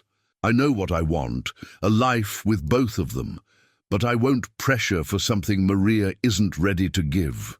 Mrs. Roberts studied Edward for a long moment, then looked at Maria. "And you, dear, what do you want?" Maria felt the weight of the question. Her mother, her daughter, and Edward were watching her, waiting for an answer that would define the course of all their lives. "I want," she said slowly, "to build a family based on choice, not necessity. I want Sophie to grow up seeing that it's possible to love someone as an equal, not as a savior or dependency. And I want to believe that this is possible." Mrs. Roberts nodded slowly. "And you, Mr. Edward, are you prepared for the consequences of being involved with a woman who has a daughter and responsibilities that will never disappear?" "Mrs. Roberts, those responsibilities are part of what I admire most about Maria. Her dedication to Sophie teaches me about real priorities every day." "And what if your family doesn't accept it?" Edward took a deep breath. "Then I'll find out if I really grew up, or if I'm still the boy who does everything to please his parents." Mrs. Roberts was silent for a long moment, then turned to Sophie. "And you, my granddaughter, like Edward?" "I like him a lot, Grandma. He helps me with experiments and plays with me and makes Mommy smile." "Makes Mommy smile. When he comes here, Mommy is happier, and when he doesn't come, she looks at the phone waiting." Maria blushed deeply at her daughter's brutal honesty, but Mrs. Roberts smiled, the first genuine smile of the day. "Well," Mrs. Roberts finally said, "it seems you've found good people, Maria. That doesn't solve all the problems you will face, but it's a start." "Does that mean you approve?" Maria asked hesitantly. "It means I'm going to stop worrying about whether you're making the right choice and start worrying about how to support you in the choice you've made." Edward felt an immense relief, but he knew they had only passed the first test. His own family would be a much greater challenge, and the social obstacles they would still face could test all the determination they were showing. But for the first time since this journey began, he felt he wasn't fighting alone. Mrs. Roberts's reluctant approval brought temporary relief, but Edward knew the real test was yet to come. The following Thursday, he received a phone call he was both expecting and fearing in equal measure. His mother, Beatrice Smith, scheduled an urgent family meeting for Sunday. "Edward, dear," his mother's elegant voice carried the dangerously sweet tone he had known since childhood. "Your father and I feel it's time for us to have a serious conversation about the direction your life has taken." "What direction, Mom?" "Don't play dumb. Patricia told us some concerning things about your recent associations. We think it's best to clarify everything as a family." Edward closed his eyes, knowing that Patricia had indirectly fulfilled her threat. She had probably told a distorted version of events, painting herself as a victim rejected due to inappropriate influences. "Mom, if Patricia said anything—" "Edward, you are coming for dinner on Sunday at 7. It will be a civilized conversation among adults." The tone left no room for discussion. Edward knew that veiled authority well. His mother had built a social empire using exactly that combination of elegance and relentless determination. That night, Edward told Maria about the family dinner called for Sunday. "Do they know about us?" Maria asked, trying to keep her voice casual while helping Sophie with her math homework. "They know there's an us, but they probably have a distorted version of the facts. Courtesy of Patricia, I imagine." "Probably." Edward sat next to Sophie, who was struggling with fraction problems. "I need to go, Maria. It's better to face this once and for all." "Alone?" "Initially, yes. If I showed up there with you, it would be seen as provocation. I need to make them understand first that my choices are definitive." Maria nodded, understanding the logic, but Edward noticed the concern in her eyes. "Mommy?" Sophie interrupted, looking up from her notebook. Why doesn't Edward's family like us? The innocent and direct question created an uncomfortable silence. Edward and Maria exchanged glances, both searching for an answer that was honest yet appropriate for an 8-year-old. They don't know you, sweetie, Edward said gently. Sometimes people make judgments about things they don't understand. Like when the girls at school said I couldn't play with them because I only have a mom. Edward felt anger rise in his chest, but Maria responded with the wisdom she had developed over the years dealing with subtle prejudice. Exactly like that, my love. But remember what we always talk about. People who judge us without knowing us are missing the chance to discover special people. And then they find out and apologize. Maria hesitated, knowing it didn't always work that way. Edward stepped in. Some people find out and apologize, Sophie. Others can't admit they were wrong. But the important thing is not to let the fear of those judgments stop us from being who we are. Sophie seemed to process this for a moment, then returned her attention to fractions with the ability of children to accept complex explanations and move on. On Saturday, Edward noticed that he was visibly anxious. He had shown up at Maria's apartment in the morning, but was restless, constantly checking his phone and engaging in fragmented conversations. "Edward," Maria said as Sophie went out to play in the yard with neighbors, "do you want to talk about tomorrow?" "I don't know what to expect," he admitted. "My parents are complex people. They love me, but they have a very specific vision of how my life should be." "Tell me about them." Edward sat heavily on the sofa, organizing his thoughts. "My father, Robert, built the company from scratch. He came from a humble family, got a scholarship in engineering, and worked day and night to create what we have today. He views everything through the lens of hard work and merit." That doesn't sound so bad. It's not bad, but he also believes that success should be protected. To him, I should marry someone who adds value to the family legacy, who brings useful connections, who understands our world. "And your mother?" "My mother is more complicated." Edward smiled sadly. "Beatrice comes from a traditional family that lost money but maintained social status. She married my father for love, but also because he was socially ascending. For her, social position is a responsibility, almost a moral duty. And do I represent a threat to that position? Not you specifically, but what our relationship symbolizes. Someone from the family getting involved with someone from a different social class. To her, that's regression." Maria absorbed this information in silence. "Edward, what if they never accept it? Are you prepared for that?" "Honestly, I don't know. I've never seriously challenged my family's expectations before. But I know I can't give you up to please them. I don't want to be the reason you distance yourself from your family." Edward turned to look at her directly. "Maria, you wouldn't be the reason. Their refusal to accept my choices would be the reason. There's an important difference." Sunday arrived with a light rain that matched Edward's gloomy mood. The Smith mansion on the Upper East Side was impeccable as always. Manicured gardens, elegant facade, every detail screaming privilege and good taste. Edward parked in the circular garage, noticing that Patricia's car was there. Her presence confirmed his worst suspicions. She had orchestrated this confrontation. The dining table was set with the fine china that his mother reserved for important occasions. Robert Smith, at 68, maintained the upright posture and piercing gaze that intimidated adversaries in negotiations.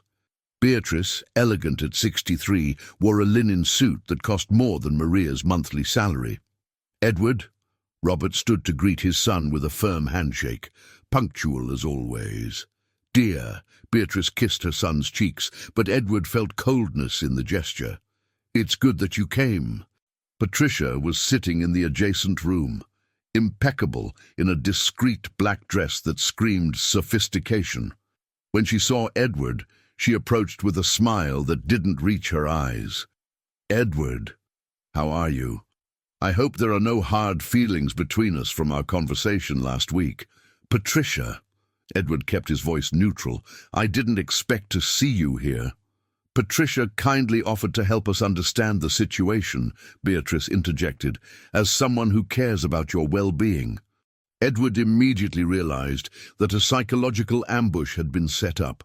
Patricia had positioned herself as a concerned advisor, not as a rejected ex-fiancée. During dinner, grilled salmon served by silent staff, the conversation remained politely superficial. Business, politics, social events. Edward knew the pattern. His parents were establishing normalcy before launching their attack. "Edward," Robert finally said when they finished the main course, "Patricia has told us some concerning things about changes in your recent behavior." "What kind of changes?" "Apparently you have been personally involved with employees," Beatrice said, her voice laden with disguised disapproval. "That is extremely inappropriate, dear." "Inappropriate how?" Patricia leaned slightly forward, taking on the role of a concerned witness. "Edward, I know you have a generous heart, but there are female employees who might misinterpret your kindness, especially when they have children to support and see in you an opportunity." The insinuation was clear, and Edward felt anger rising in his chest. "Are you suggesting that Maria is interested in me for money?" "Maria?" Beatrice repeated the name as if it were something unpleasant. "So there is a specific name." Edward realized he had fallen into the trap. They wanted him to confirm details they could use against Maria. "There is a specific person, yes. An extraordinary woman who works in my building." "Edward," Robert leaned forward, adopting his negotiation tone, "do you understand how this could affect your reputation, your position in business?" "How exactly?" "Clients, investors, partners, all observe personal behavior as an indicator of professional judgment," Beatrice explained, as if speaking to a child. "A man who inappropriately engages with employees raises questions about his ability to maintain appropriate boundaries." "And there are legal issues," Patricia added. "Relationships between boss and employee can result in lawsuits, allegations of harassment." "Maria is not my employee," Edward cut in. "She works for a third-party company." "That's even worse," Beatrice said, horrified. "A cleaner." "Edward, have you completely lost your common sense?" The disdain in his mother's voice made Edward stand up abruptly. "Watch what you say about Maria." "Edward, sit down," Robert ordered. "We're trying to protect you from a mistake that could cost you dearly." "Protect me from what?" "From being happy. From being manipulated," Patricia said softly. "Edward, you are a successful and generous man. You are exactly the type of person that vulnerable women seek. Women like Maria? Women with children to support, without formal education, in desperate financial situations," Beatrice cruelly enumerated. "Yes, exactly like Maria." Edward felt as if he had been slapped. "You don't know her." "We don't need to know her," Robert said. "We know the pattern. Young beautiful woman in financial trouble approaches an older, successful man. It's an age-old story," Patricia concluded, "and it usually ends with disastrous marriages, children that aren't yours being supported by you, and legal troubles when the relationship inevitably ends." Edward looked around the table, 3 people claiming to love him, describing the woman he loved as if she were a calculating predator. The disparity between the Maria he knew and the caricature they painted was so great that he almost laughed. "Are you done?" he asked calmly. "Edward, dear, we're trying to make you see reason," Beatrice said, her voice taking on the manipulative tone he had known since childhood. "Reason? Let me tell you a few things about Maria that might help you understand reason." Edward stood up again, but this time with determination, not anger. "Maria works 3 jobs while attending college for her degree in business administration at night. She has developed an innovative line of eco-friendly cleaning products that has real market potential. She raised a daughter alone after being abandoned by the child's father, and that girl is one of the smartest and most educated children I've ever met. Edward. Robert tried to interrupt. I'm not finished. Edward's voice was firm. Maria rejected every attempt I made to help her financially. When I offered to invest in her business, she said she would only accept if it was based on merit, not personal relationship. When I tried to help with medical costs for her daughter, she nearly ended our friendship. That's classic psychological manipulation, Patricia murmured, rejecting help to appear independent. Patricia. Edward turned to her with a cold stare. Do you know Maria? Have you talked to her? Have you seen how she works, how she raises her daughter, how she treats the people around her? I don't need to know. No, you don't need to, because you've already decided who she is based on prejudice, not reality. Edward turned to his parents. And you too. Edward. Beatrice stood up, her mask of elegance slipping to reveal genuine anger. You're making the mistake of your life. This woman will destroy everything we've worked for. How exactly? Scandal, son, Robert said heavily. New York is a small city for people in our position. Everyone will talk about Edward Smith marrying a cleaner. And if I don't care what they say, you should care, Beatrice said coldly, because it will affect business. It will affect your social standing. It will affect the opportunities that Sophie, or any other child you may have, will have in the future. The use of Sophie's name as a weapon left Edward momentarily speechless. Did you research her? We did our due diligence, Robert said unapologetically. Sophie Johnson, 8 years old, no registered father, attends private school on a scholarship. Beautiful child, from what the photos show.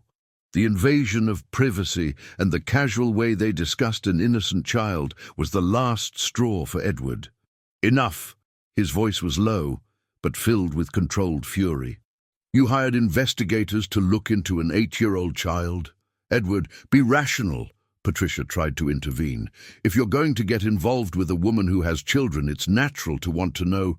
Natural? It's psychopathic! Edward slammed his hand on the table, making the china clink. You investigated a child because she represents a threat to what exactly? To our family reputation, Beatrice said, finally revealing her true concern. Edward, generations of our family have built a respectable position in this city. You have responsibilities. What responsibilities? To maintain appearances, to marry who you approve of, to live a life that satisfies your social expectations. Responsibilities to preserve and expand what we've built, Robert said, his voice taking on the authoritative tone he used in negotiations. Edward, you are our only son.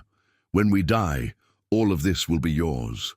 But it will also belong to any woman you marry and any children you have. And you think Maria and Sophie are unworthy of inheriting what you've built. We believe that a woman without proper education and a child who is not your blood should not determine the future of the family legacy, Beatrice said cruelly. Edward fell silent for a long moment, looking at the three people around the table. People who claimed to love him, but were willing to destroy his happiness to preserve abstract concepts of status and tradition. I understand, he finally said. You understand. Robert looked hopeful. I understand that you are willing to emotionally blackmail me, investigate innocent people, and dismiss my happiness to maintain control over my life. Edward picked up his keys. And I understand that I need to make a choice. What choice? Beatrice asked, alarm rising in her voice. Between the family I was born into and the family I chose to build. Edward, you can't be serious. Patricia stood up. You're going to throw all of this away for a cleaner and a bastard child? The offensive term Patricia used to describe Sophie made Edward stop at the door and turn slowly. Patricia, he said with a terrifying calm, if you refer to Sophie that way again, or any child in that manner, you will find out exactly how unpleasant I can be when my family is attacked. Your family? Beatrice laughed bitterly. Edward, you've known these people for only a few months, and in a few months they have shown me more genuine love and acceptance than you have in years. Edward looked at his parents with a mixture of sadness and determination. I love you, but I will not sacrifice my happiness and the happiness of Maria and Sophie to satisfy your pride. Edward, Robert stood up, his voice carrying the final authority that had always worked in the past. If you walk out that door to be with that woman, do not count on our support anymore, financial, social, or familial. You're disowning me? I'm giving you one last chance to make the right choice. Edward looked at his father for a long moment, then smiled sadly. Dad, for the first time in my life, I am doing exactly that. The right choice. It's just not the choice you want. Edward, please. Beatrice stepped closer, tears in her eyes. Don't do this to us. Don't destroy our family because of a fleeting passion. Mom, I'm not destroying our family. I'm expanding it. You are welcome to be part of the family I'm building, but I won't give it up to preserve the version you prefer. Edward left the mansion amidst a storm of protests and pleas.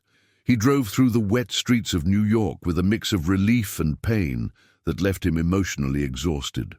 He had burned important bridges, perhaps irreversibly, but when he arrived at Maria's apartment and saw light in the kitchen window, he knew he had made the right choice. Sophie and Maria were making cookies, flour scattered everywhere, laughter echoing through the small space. Edward, Sophie ran to hug him as he entered. We're making cookies. Want to help? Sure, he said, kissing the top of her head. But first, I need to talk to your mum. Maria looked at him, immediately sensing the tension on his face. How did it go? Later, he murmured, hugging her quickly. First, let's make cookies with Dr. Sophie. As the three worked together in the small kitchen, Edward realized he had traded a mansion for an apartment, social status for uncertainty, family approval for social judgment. And he didn't regret it one bit, because he had found something money couldn't buy, a family that loved him for who he was, not for what he owned.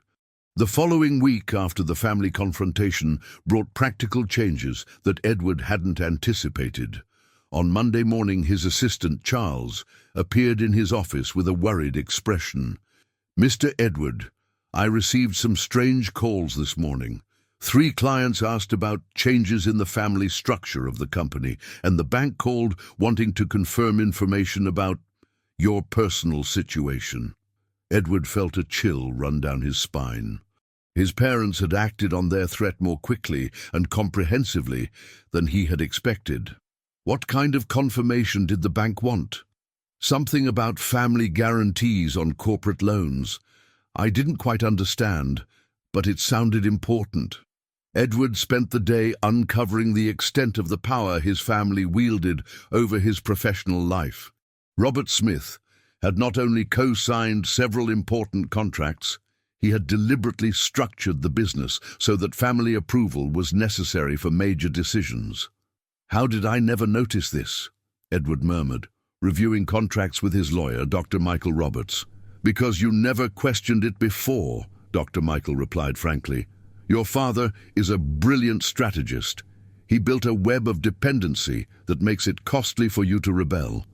And now you have options. You can restructure the contracts, take on the financial penalties, and build independence, or you can backtrack and make amends with your family. What are the costs of restructuring? Dr. Michael sighed. Significant. You would lose about 60% of your current assets, but you would maintain full control over what remained. Edward fell silent, processing the information. 60% was a high price for independence, but it was a price. While Edward dealt with financial consequences, Maria faced her own challenges. Her eco-friendly products business was growing faster than her production capacity. What should have been a good problem was becoming a constant source of stress. Maria, you can't keep producing everything on your own, Carol said during a weekend visit from San Francisco. You're working 18 hours a day. I don't have the capital to hire help yet. Maria replied, mixing a new batch of all-purpose cleaner in the kitchen. Every dollar that comes in needs to be reinvested in raw materials. And Edward, he can't. Carol, we've talked about this. I'm not going to accept money from Edward. But you can accept practical help, a familiar voice said from the door. Edward had arrived with Sophie, who ran off to play in the yard with the neighborhood kids. What kind of practical help? Maria asked, suspecting his intentions. Technical knowledge. I know suppliers who can offer better terms. I know how to optimize production processes. I can introduce you to corporate clients. Edward, Maria, I'm not offering money. I'm offering consulting. You can pay me back when the business is more profitable. Carol watched the exchange between them with interest. As a sister, she knew Maria's stubborn pride, but she also saw the growing fatigue in her eyes. Maria, Carol said carefully, you've always said that smart business people use all available resources. This is different. Why is it different? Edward asked. If I were just some consultant you met at a business conference, would you hesitate to accept help?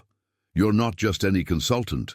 No, I'm someone who cares about your success. Shouldn't that make my help more valuable?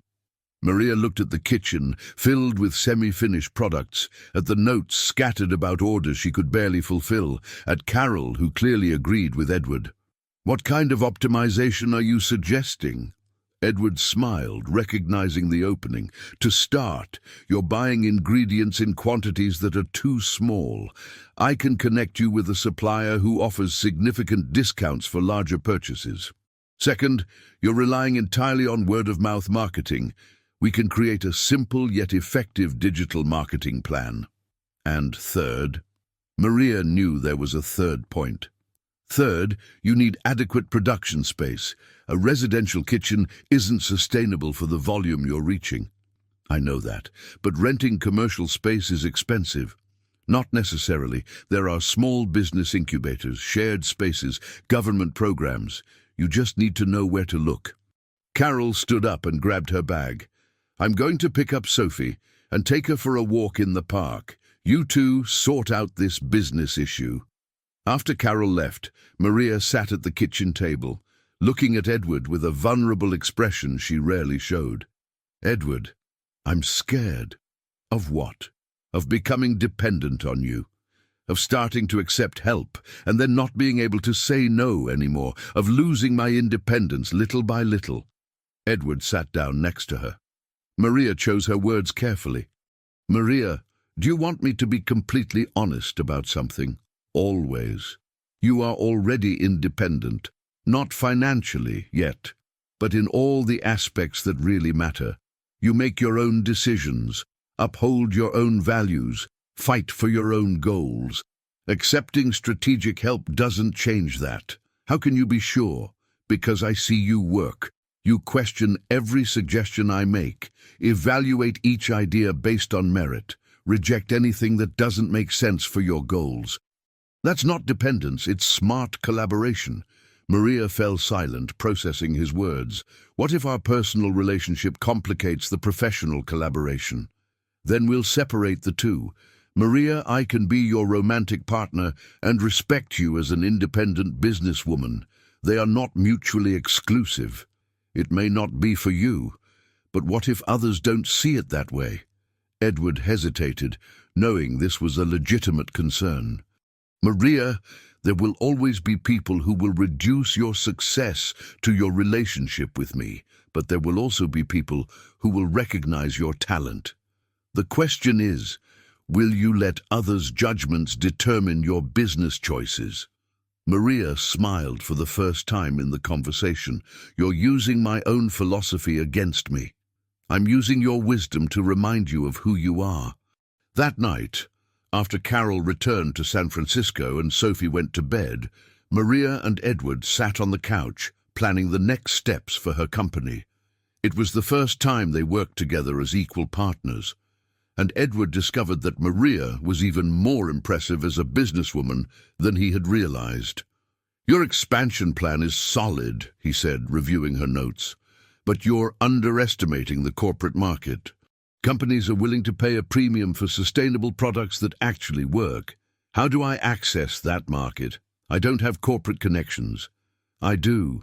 I can arrange some meetings, but you would make the presentations, based solely on the merit of the product. And what if they find out about our relationship? If they find out, they'll realize I have good taste in choosing business partnerships, Edward said with a smile. On Tuesday, Edward faced the first real social consequence of his choices. During a business lunch at the club he had frequented for years, he was approached by Mr. Henry Vasconcelos, an important client and family friend. "Edward, my boy," Henry said, pulling him aside in the dining room, "I've heard troubling rumors. Your mother is very upset. Henry, with all due respect, my personal life doesn't affect our business." "Of course it does. Edward, you represent tradition, stability.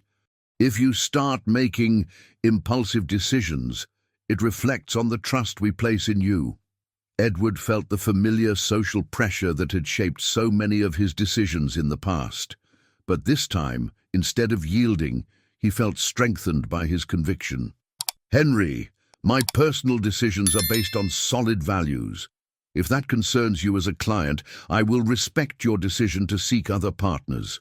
Henry seemed shocked by the response. He expected apologies and reassurances, not direct challenge. "Edward, you can't be serious. I am serious about not compromising my integrity to keep clients. If that is problematic for you, I understand." The lunch ended in tension, and Edward knew the conversation would be relayed to his parents within hours, but for the first time in years, he felt proud of his own words. On Thursday, Maria had her first meeting with a corporate client, the facilities director of a shopping center that Edward had met through professional contacts. The meeting took place at the temporary office Maria had rented in a shared workspace, following Edward's suggestion. "Ms. Johnson," the director, Mr. Anthony Miller, said after the presentation, "your products are impressive, especially considering you are a small company." "Thank you, Mr. Miller. I believe that the size of the company does not determine the quality of the product. I completely agree. But I have a concern about your capacity to deliver. Our shopping center has 15,000 square feet that need daily cleaning." Maria took a deep breath. This was exactly the opportunity she needed, but also much bigger than anything she had done before. "Mr. Miller, can I be frank with you? Please. Currently, my production capacity would meet about 20% of your needs. But with this contract, I would have the financial justification to expand production quickly. I could meet 50% in 2 months and 100% in 4 months. I appreciate your honesty. And what if you can't meet the timeline? Then you would be entitled to contractual penalties and could cancel the contract. I'm willing to take that risk because I trust in the quality of my product and my ability to grow." Mr. Miller smiled. "Ms. Johnson, I haven't heard such an honest and straightforward proposal in a long time. I will recommend that we approve a 6-month pilot contract." When Maria called Edward with the news, he was in a meeting with Dr. Michael Roberts about restructuring his family contracts. "Maria got the shopping center contract," Edward announced to the lawyer after ending the call. "Excellent news. And coincidentally timely," Dr. Roberts said, organizing papers. "Because I just finished analyzing your financial situation. If you proceed with total independence, you will need new revenue streams to offset the losses. And a legitimate partnership with a growing company could be exactly what you need. Assuming the company has real potential, of course." Edward smiled. "Doctor, let me tell you about the products Maria has developed." On Friday, Edward made the final decision about his family independence. He signed the papers that freed him from all the guarantees and financial ties created by his parents, assuming the financial penalties in exchange for total control over his life. "Are you sure about this, Mr. Edward?" Dr. Roberts asked before the final signature. "You're giving up a lot of money." "Doctor, I'm buying my freedom, and freedom is worth any price." That night, Edward showed up at Maria's apartment with a bottle of cheap champagne and 3 plastic cups. "We are celebrating the what?" Maria asked, laughing at the improvised elegance. "Two new beginnings," Edward said, pouring champagne into the glasses. "Your company landed its first major contract, and I officially became independent." "What does officially independent mean?" "It means my decisions are now completely mine. No family interference, no financial ties, no need for anyone's approval." Maria understood the significance of the moment. Edward had literally chosen between his family and his freedom, and he had chosen freedom. Edward, that must have cost a lot. It did. But you know what? For the first time in 41 years, I can look in the mirror and like the man I see. Why? Because it's a man who makes choices based on values, not fear or social pressure. It's a man who fights for what he believes in, even when it's hard. Sophie appeared from the kitchen, where she had been doing her homework, drawn by the sound of celebration. "Can I drink champagne too?" she asked hopefully. "You can toast with us with grape juice," Maria said, pouring a glass for her daughter. "What are we celebrating?" Edward knelt down to be at her level. "We're celebrating that sometimes, when we make the right choices, good things happen." "What kind of good things?" "Well, your mum secured a very important contract for her company. And I gained freedom." Sophie processed this with the seriousness she applied to important adult concepts. "Freedom for what?" Edward looked at Maria, then back at Sophie. "Freedom to choose my own family. And you chose us. I chose you." Sophie smiled and raised her glass of grape juice. "Then let's toast to our chosen family." The three toasted in the small apartment, and Edward realized he had traded an empty mansion for a home full of love. He had exchanged conditional approval for genuine acceptance. He had traded a life planned by others for a life built by his own choices. And for the first time since everything had started with that wrong call in the early morning, Edward was completely sure he had made the right choices. But he also knew that the biggest challenges were yet to come. His family would not give up easily, society would continue to judge, and building a new life would be much harder than maintaining the old one. But looking at Maria and Sophie, he knew he was ready to face whatever came next. 6 months after Edward signed his financial independence, life had settled into a new normal that none of them had anticipated. Maria's company, now officially registered as Eco-Clean Solutions, operated in a small but functional warehouse in West New York, employing 5 staff members and servicing 12 corporate contracts. Edward had officially become a minority partner in the company after Maria finally accepted a formal investment based on strict contracts and independent evaluation. The partnership worked better than either had expected. Edward contributed business expertise and connections, while Maria maintained full control over product development and strategic decisions. "Maria, the analysis lab confirmed that our all-purpose cleaner is 15% more effective than the leading competitors," Edward announced, entering the makeshift office she had set up in a room at the back of the warehouse. "And the production cost? 8% lower, even using certified organic ingredients." Maria smiled, a genuine expression of satisfaction that Edward loved to see. "That means we can compete in the mainstream market, not just in the eco-friendly niche." "Exactly. And I have a proposal to discuss with you." "What kind of proposal?" Edward sat in the simple chair in front of Maria's desk, which was still the same folding table she had used at home months before. Despite the company's growth, Maria kept expenses low and reinvested every dollar of profit. "Whole Foods Market wants to test our products in 5 stores. If the results are good, they would consider statewide distribution." Maria paused, the pen she was using to review reports hovering in the air. "Statewide distribution? Edward, that would be huge." "It would. It would also be scary. We would have to increase production tenfold, hire a lot more people, take on significant financial risks. And what if we can't meet the demand? Then we would lose the opportunity and likely face contractual penalties that could bankrupt the company." Maria leaned back in her chair, processing the magnitude of the opportunity and the risk. What do you think we should do?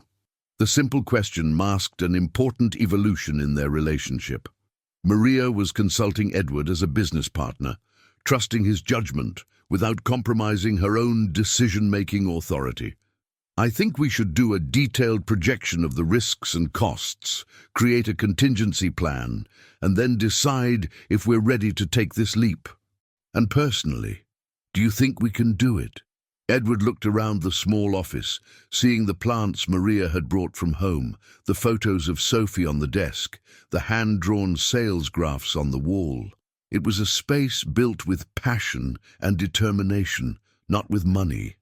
Maria, a year ago you were making cleaner in your kitchen.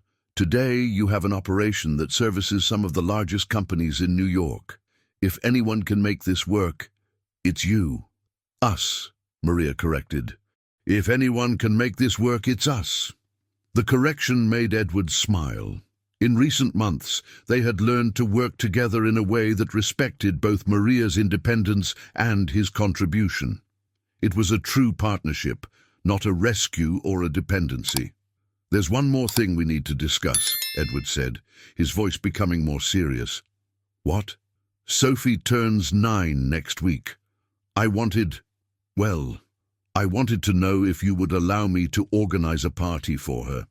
Maria looked at him with an expression that mixed gratitude and concern.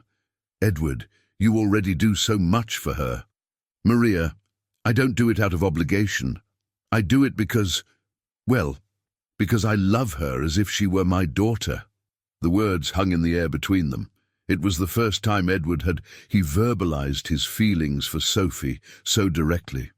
Edward, I know it's complicated. I know she has a biological father, even though he isn't present. I'm not trying to replace anyone or take on roles that don't belong to me, but she has become one of the most important people in my life. Maria felt tears forming in her eyes. You know she loves you too, right? Last week she asked me if you would be her real dad someday. And what did you say? I said that some families are made by blood, others are made by love, and that families of love can sometimes be even stronger. Edward was moved by Maria's wisdom and kindness in her response. And how did she react? She said that then you were already a real family because she loves you very much. At that moment, the company phone rang, interrupting their intimate conversation. It was a client with an urgent delivery request, and Maria had to switch back to business mode. But Edward left the office with a lighter heart than he had felt in months. Sophie's birthday party was scheduled for the following Saturday in the small community room of the building where Maria lived. Edward had suggested renting a more elaborate space, but Maria insisted on something simple that Sophie could enjoy with her neighborhood friends. It doesn't need to be extravagant, Maria said as they planned the details. Sophie wants a science-themed party. She's still obsessed with being a researcher. A science party? I can work with that. Edward showed up on Saturday morning carrying mysterious boxes that he insisted on keeping a secret. When Maria saw what he had prepared, she was impressed and slightly concerned about the elaborate setup. Edward, this is a complete science experiment station. There were microscopes adapted for children, safe experiment kits, little lab coats with each child's name, and even a slime lab that Edward knew would be the hit of the party. Is it too much? He asked, seeing Maria's expression. It's perfect, she admitted. Sophie is going to be over the moon. The party was an absolute success. 15 children between 8 and 10 spent 3 hours doing experiments, creating colorful slime, and feeling like real scientists. Edward turned out to be surprisingly skilled at entertaining children, explaining experiments in a simple yet engaging way. Dr. Edward, one of Sophie's friends, Clara said, tugging at his sleeve, "Are you really a real scientist?" "Not exactly, Clara. I'm a businessman, but I really like science." "Are you going to marry Sophie's mommy?" The innocent and direct question caught Edward completely off guard. Across the room, Maria had also heard and stopped organizing the treats to pay attention to the answer. "Why do you ask that, Clara?" Because you act like her husband. My dad acts the same way with my mom. They do things together, take care of me together, and love each other. Edward looked at Maria, who was blushing but smiling. Clara, that's a very important question. Let me talk to Sophie's mummy about it, okay? Okay, but I hope you guys get married. Sophie has been much happier since you showed up. When the party ended and the last children went home, Edward and Maria cleaned the room while Sophie, exhausted but radiant, fell asleep in one of the chairs. Edward, Maria said as they put away the last materials, about what Clara asked. Maria, I don't want to pressure you. I know it's a complex decision, especially with Sophie involved. Actually, I've been thinking a lot about it lately.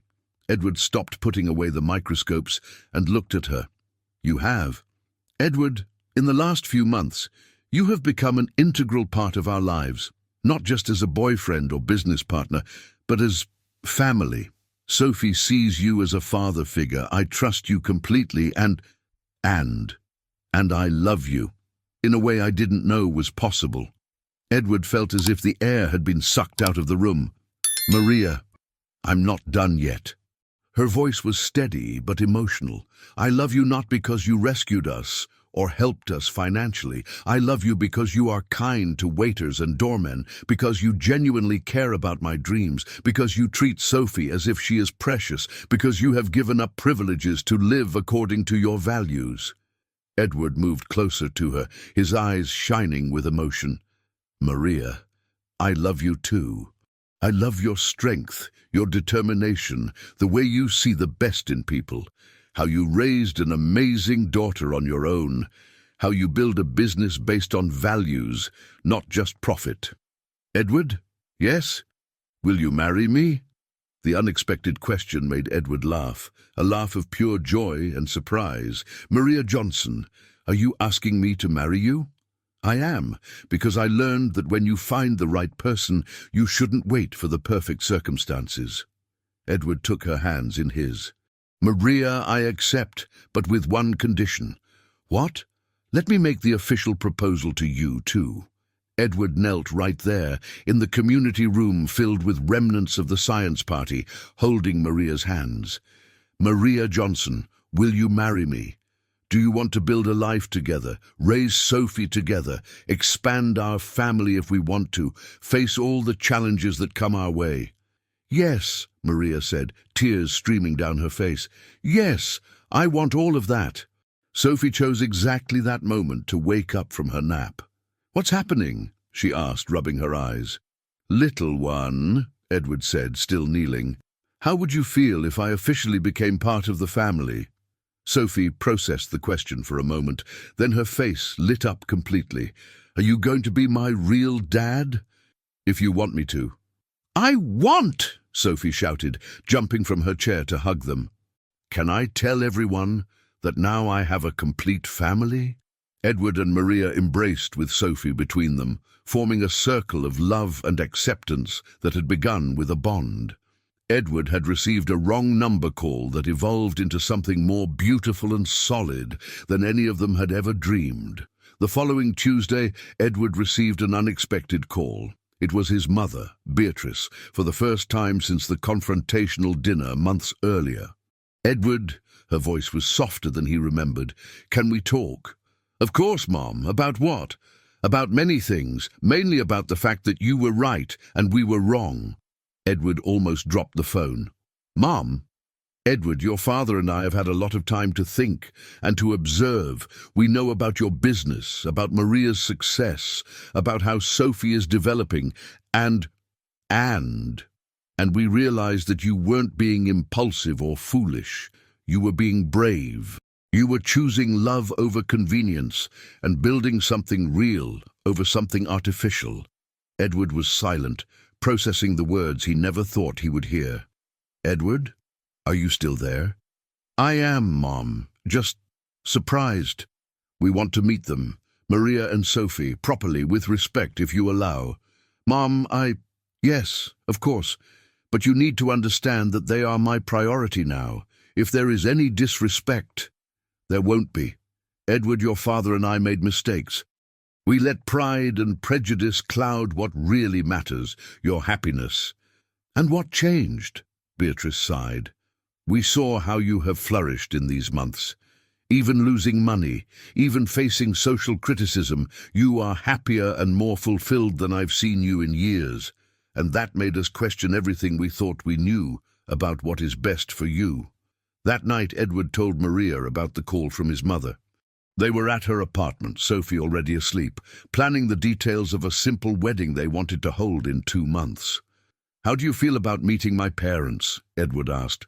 Nervous, Maria admitted, but willing. If they are important to you, I want to meet them, and I want them to know who we really are, not who they imagined we would be. And what if it's difficult? Then it will be difficult. But Edward, if we are going to get married, at some point I need to face your family. I would rather do it with you by my side than avoid it forever. Maria. Yes, thank you for being braver than I am sometimes. Maria smiled, kissing him softly. Edward, courage is not the absence of fear. It's doing what is right despite the fear. And we have been doing that together since the beginning.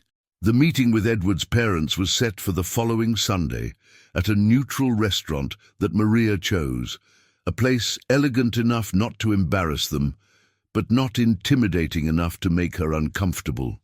When Robert and Beatrice Smith entered the restaurant, Edward felt all the anxiety he had accumulated during the week.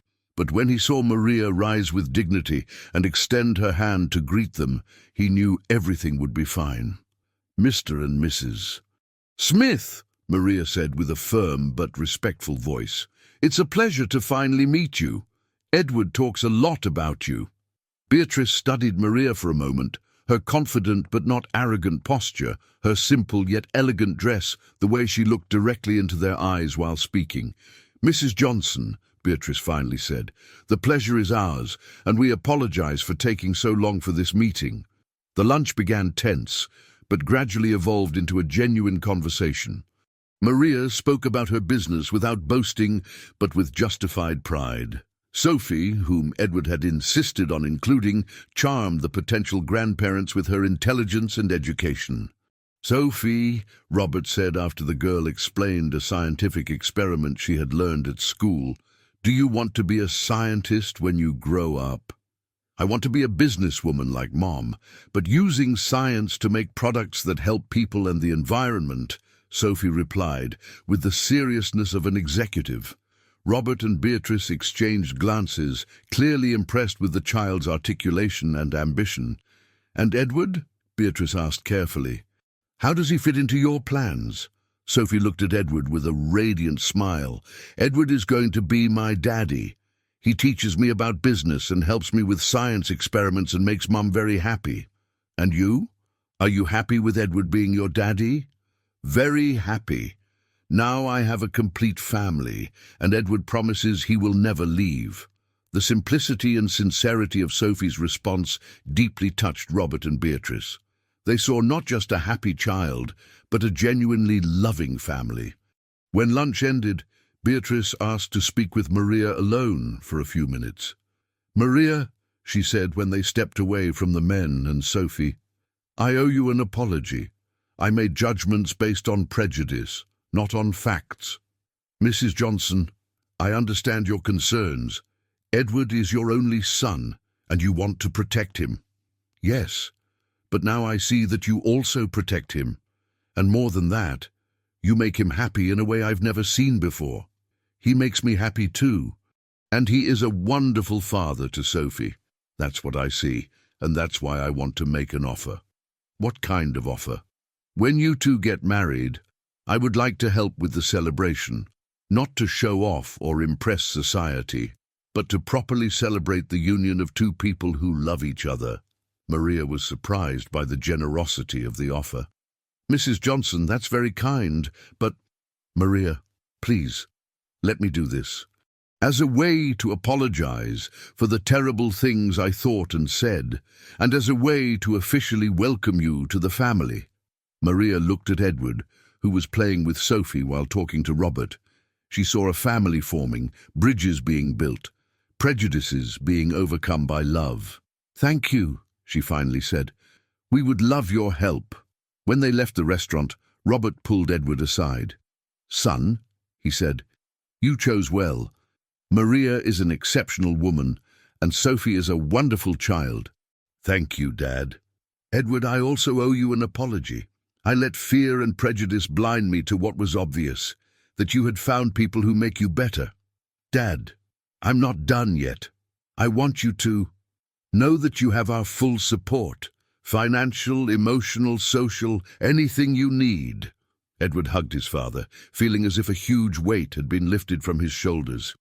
2 weeks later, Edward was in his office reviewing contracts when he received a call that would change everything again. "Edward Smith?" "Yes. This is Dr. Carlos Anderson from General Hospital. We're calling about Patricia Anderson." Edward felt a chill run down his spine. "What happened?" "She was in a serious car accident and is hospitalized in critical condition. She listed you as her emergency contact." Edward closed his eyes, processing the information. Despite everything that had happened between them, Patricia had been an important part of his life for years. "Doctor, what is the prognosis?" "It's still too early to tell, but she is conscious now and asking to see you." Edward looked out the window of his office, seeing the city stretch out to the horizon. Somewhere out there, Maria was building their future, Sophie was growing up happy and secure, and his family was finally united.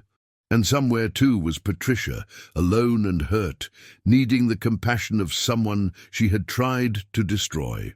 Edward knew he had a choice to make, a choice that would define not only what kind of man he was, but what kind of example he wanted to set for Sophie about forgiveness and humanity. Edward arrived at General Hospital an hour after the call, his emotions conflicted between human compassion and painful memories. Maria had insisted on accompanying him, demonstrating a generosity of spirit that constantly impressed him. "I don't need to meet her," Maria had said when Edward explained the situation. "But you need support, and I want to be there for you." Patricia was in the ICU, connected to various machines, her normally perfect face marked by cuts and bruises. When she saw Edward approaching, her eyes filled with tears. "Edward," she whispered weakly, "you came." "Of course I came, Patricia. How are you feeling?" "In pain. Scared." She looked at Maria, who had remained discreetly close to the door. "Is this her?" "Maria." Edward nodded. "Maria, this is Patricia." "Patricia, Maria." Maria approached the bed with the same dignity she had shown when meeting Edward's parents. "Hello, Patricia. I'm sorry about your accident." Patricia studied Maria for a long moment, seeing for the first time the real woman behind the caricatures she had created in her mind. "Maria," Patricia finally said, I need to apologize. To you and to Edward. I did terrible things, said horrible things." "Patricia," Maria said softly, "now is not the time for that. You need to focus on getting better." "No, I need to say this. It might be my only chance." Patricia tried to sit up, but the pain forced her to stay lying down. "Edward, I tried to destroy your happiness because I couldn't accept that you had found something real that I could never offer." Edward moved closer to the bed, holding Patricia's hand. "Patricia, it's okay. You're hurt and scared." "It's not okay. I blackmailed you. I investigated Maria and Sophie. I tried to use your family against you.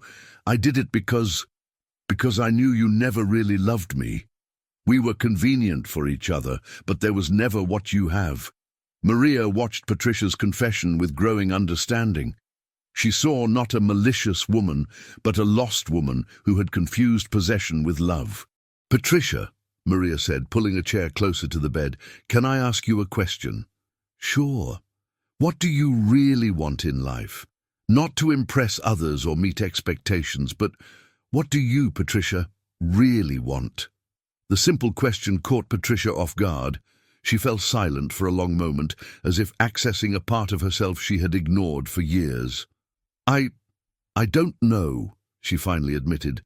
I've been doing what's expected of me for so long that I've forgotten what I really want. Then maybe this accident is an opportunity to discover, Maria gently suggested. Dr. Anderson entered the room to check Patricia's vital signs. After the examination, he turned to Edward. "Mr. Smith, can I speak with you in the hallway?" Edward and Maria followed the doctor out of the room. "Ms. Anderson's condition is stable, but she will need reconstructive surgery on her right leg and months of physical therapy. More concerning is that she has no close family in New York, and the accident has left her quite shaken psychologically." "What does that mean?" Edward asked. "It means she will need emotional support during her recovery. Post-accident depression is common, especially when the patient feels isolated." Edward and Maria exchanged glances. It was a complex situation. Patricia had tried to harm them, but now she needed help. "Doctor," Maria said, "does she have the financial means to cover her treatment?"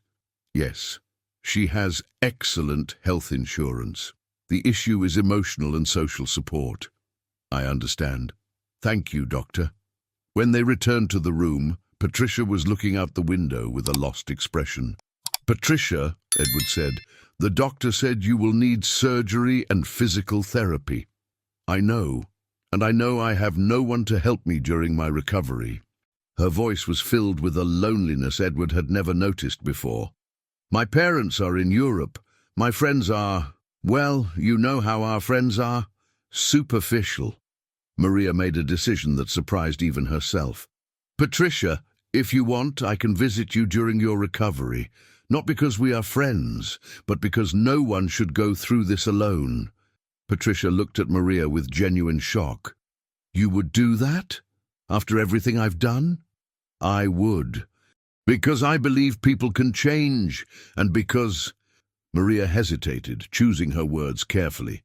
"Because you are important to Edward, in one way or another. You share history, and that means something." Edward felt his love for Maria grow even more.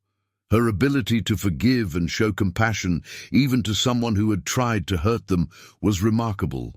Maria had tried to harm her, revealed a strength of character that he admired deeply. "Maria," Patricia said, tears streaming down her face, "why are you being so kind to me?" "Because this is how I want Sophie to grow up, seeing that we can choose kindness even when it's hard." In the following weeks, Maria kept her promise. She visited Patricia twice a week, sometimes bringing Sophie along. The girl, with the natural curiosity of children, asked direct questions that forced Patricia to reflect deeply on her life. "Why did you try to stop Mommy from dating Edward?" Sophie asked during a visit, with the brutal honesty of children. "Because I was scared," Patricia replied after a long moment. "Scared of what?" "Scared of being alone. Scared that Edward would be happier with your mother than he was with me." "And is he?" Patricia looked at Sophie, her eyes shining with intelligence. Wearing a dinosaur t-shirt and holding a science book she had been reading while Maria talked with nurses. "Yes," Patricia admitted, "he is much happier." "Then why is that bad? Isn't it good when the people we love are happy?" Sophie's simple question echoed in Patricia's mind for days. A 9-year-old had articulated something that she, with all her sophisticated education, had failed to understand. During physical therapy, Patricia met other patients struggling to recover from accidents and illnesses. For the first time in years, she interacted with people who didn't care about her bank account or social connections, just her basic humanity. "You know," she told Maria during a visit, "I never realized how empty my life was. I only realized when you asked what I really want." "And did you find the answer?" "Partially. I know I want to do something that matters. I don't know yet what it is, but I want my life to have meaning beyond social events and shopping." That's an important start. 3 months after the accident, Patricia was discharged from the hospital. Her leg had healed well, but she walked with a slight limp that would always remind her of that transformative period. On the day she left the hospital, she asked to speak with Edward and Maria together. "You both changed my life," she said, sitting in the wheelchair she would use for a few more weeks. Edward, you showed me that real happiness exists. Maria, you showed me that compassion is possible even when it is undeserved. Patricia, Edward said, what are you going to do now? I'm going to discover who I am when I'm not trying to be who others expect me to be. Patricia smiled, the first genuinely happy expression Edward had seen on her in years. And I'm going to start by volunteering at the hospital. Dr. Anderson said I can help other patients during their recovery. 6 months later, Edward and Maria got married in the garden of the house they had bought together, a simple but cozy residence in Brooklyn with enough space for Sophie to play and for Maria to maintain a small garden. The ceremony was small and intimate. Family from both sides, employees from Eco-Clean Solutions, a few dear neighbors, and genuine friends who had supported their journey. Sophie was the maid of honor, wearing a pink dress she had chosen because it matched scientific experiments. Robert walked Maria down the aisle, an honor she had bestowed upon him after Mrs. Roberts suggested it would be a beautiful gesture of family unity. You met in an unexpected way, said the officiant during the ceremony, through a wrong number in the early morning. But you discovered it was no mistake at all. It was destiny guiding two souls destined to build a family based on love, respect, and shared values. When Edward and Maria exchanged vows, their words were simple yet profound. Maria, Edward said, holding her hands, you taught me that courage is not the absence of fear, but choosing love despite fear. I promise to support your dreams, love Sophie as my own daughter, and build with you a life based on values, not conveniences. Edward, Maria replied, her voice emotional but steady, you showed me that accepting love does not diminish strength, but multiplies it. I promise to be your partner in every sense, in business, in life, in raising our family, in the joys and challenges to come.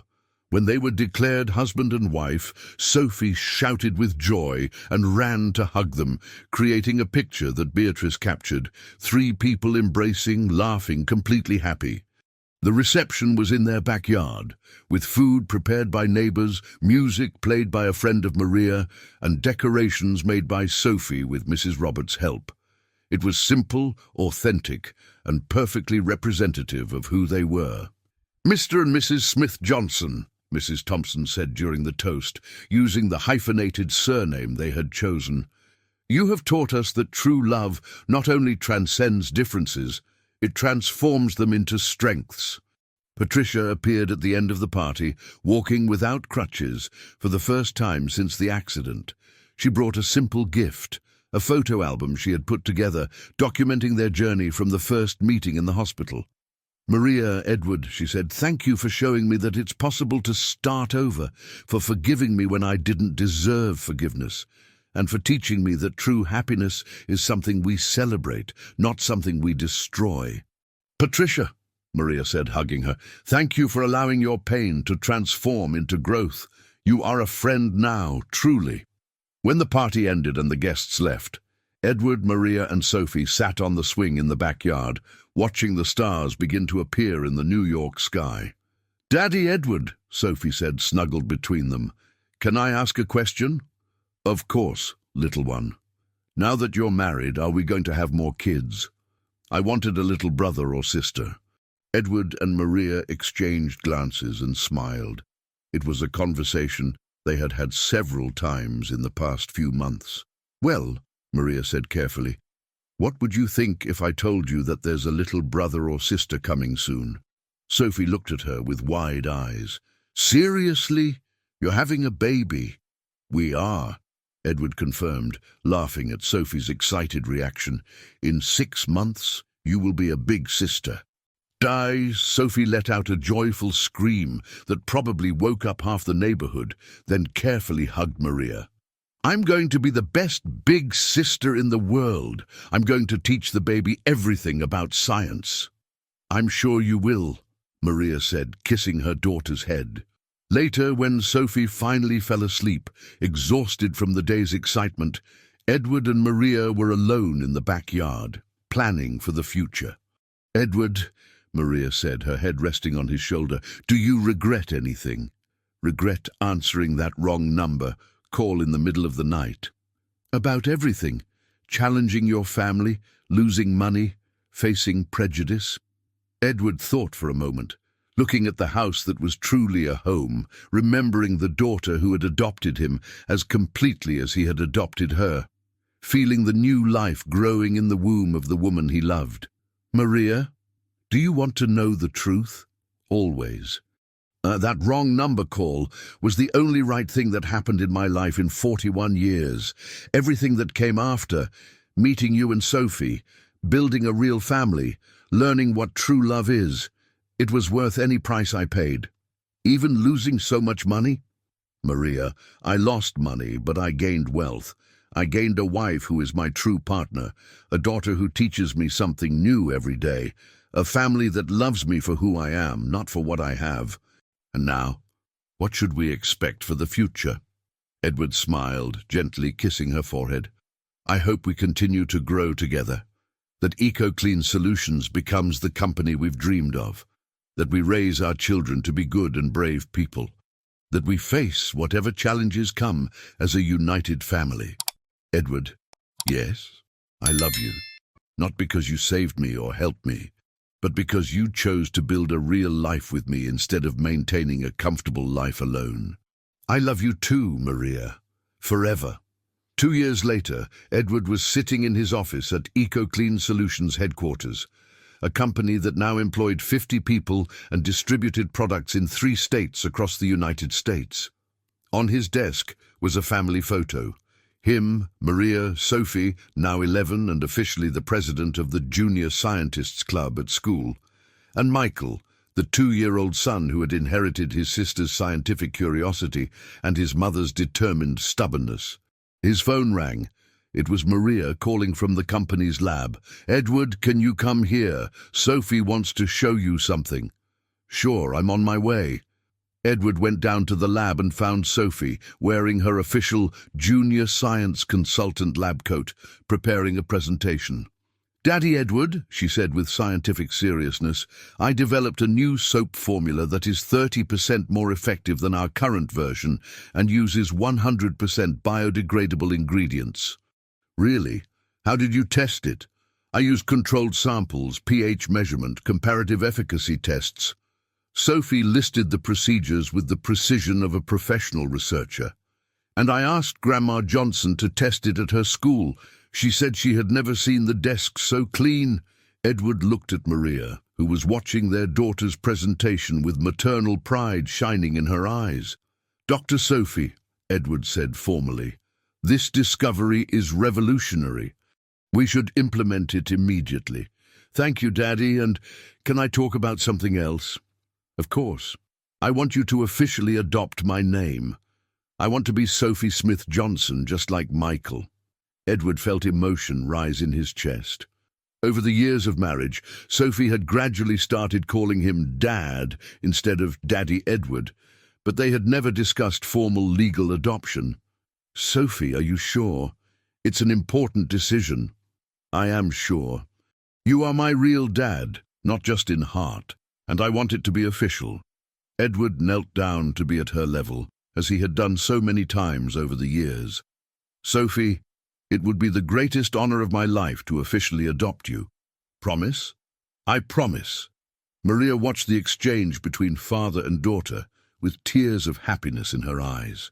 The circle that had begun with a desperate wrong number call in the middle of the night had been completed with love, family, and the certainty that some stories have truly happy endings. 6 months later, on the day Sophie's adoption was legally finalized, the family had a small celebration, just the 4 of them, grandparents from both sides, and Patricia, who had truly become a friend of the family and the unofficial godmother of the children. To the Smith-Johnson family, Patricia toasted with grape juice in honor of the first toast they had made years earlier, who taught us that family is created with choices, nurtured with love, and strengthened with time. To wrong number calls that lead to the right places, Edward added, to second chances and third chances, and as many chances as needed. Maria completed. "And to science!" Sophie shouted, making everyone laugh. "And to science!" they all repeated in unison. That night, when the children were asleep, Edward and Maria sat in the backyard, which now had a larger swing to accommodate their growing family. "Maria," Edward said, "do you remember the first time we talked? In the garden of the building?" "I remember. You asked about my plans after college, and you talked about eco-friendly products and making a difference in the world.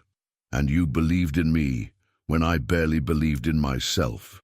Edward smiled, looking at the house filled with life, love, and realized dreams. "You know what? I think we both got exactly what we wanted. You changed the world, at least the world of cleaning products in the United States, and I found a life worth living." "Edward?" "Yes?" "If you could go back in time to that night when your phone rang, would you still answer?" Edward laughed, pulling her close. "Maria, I would answer that phone 1,000,000 times.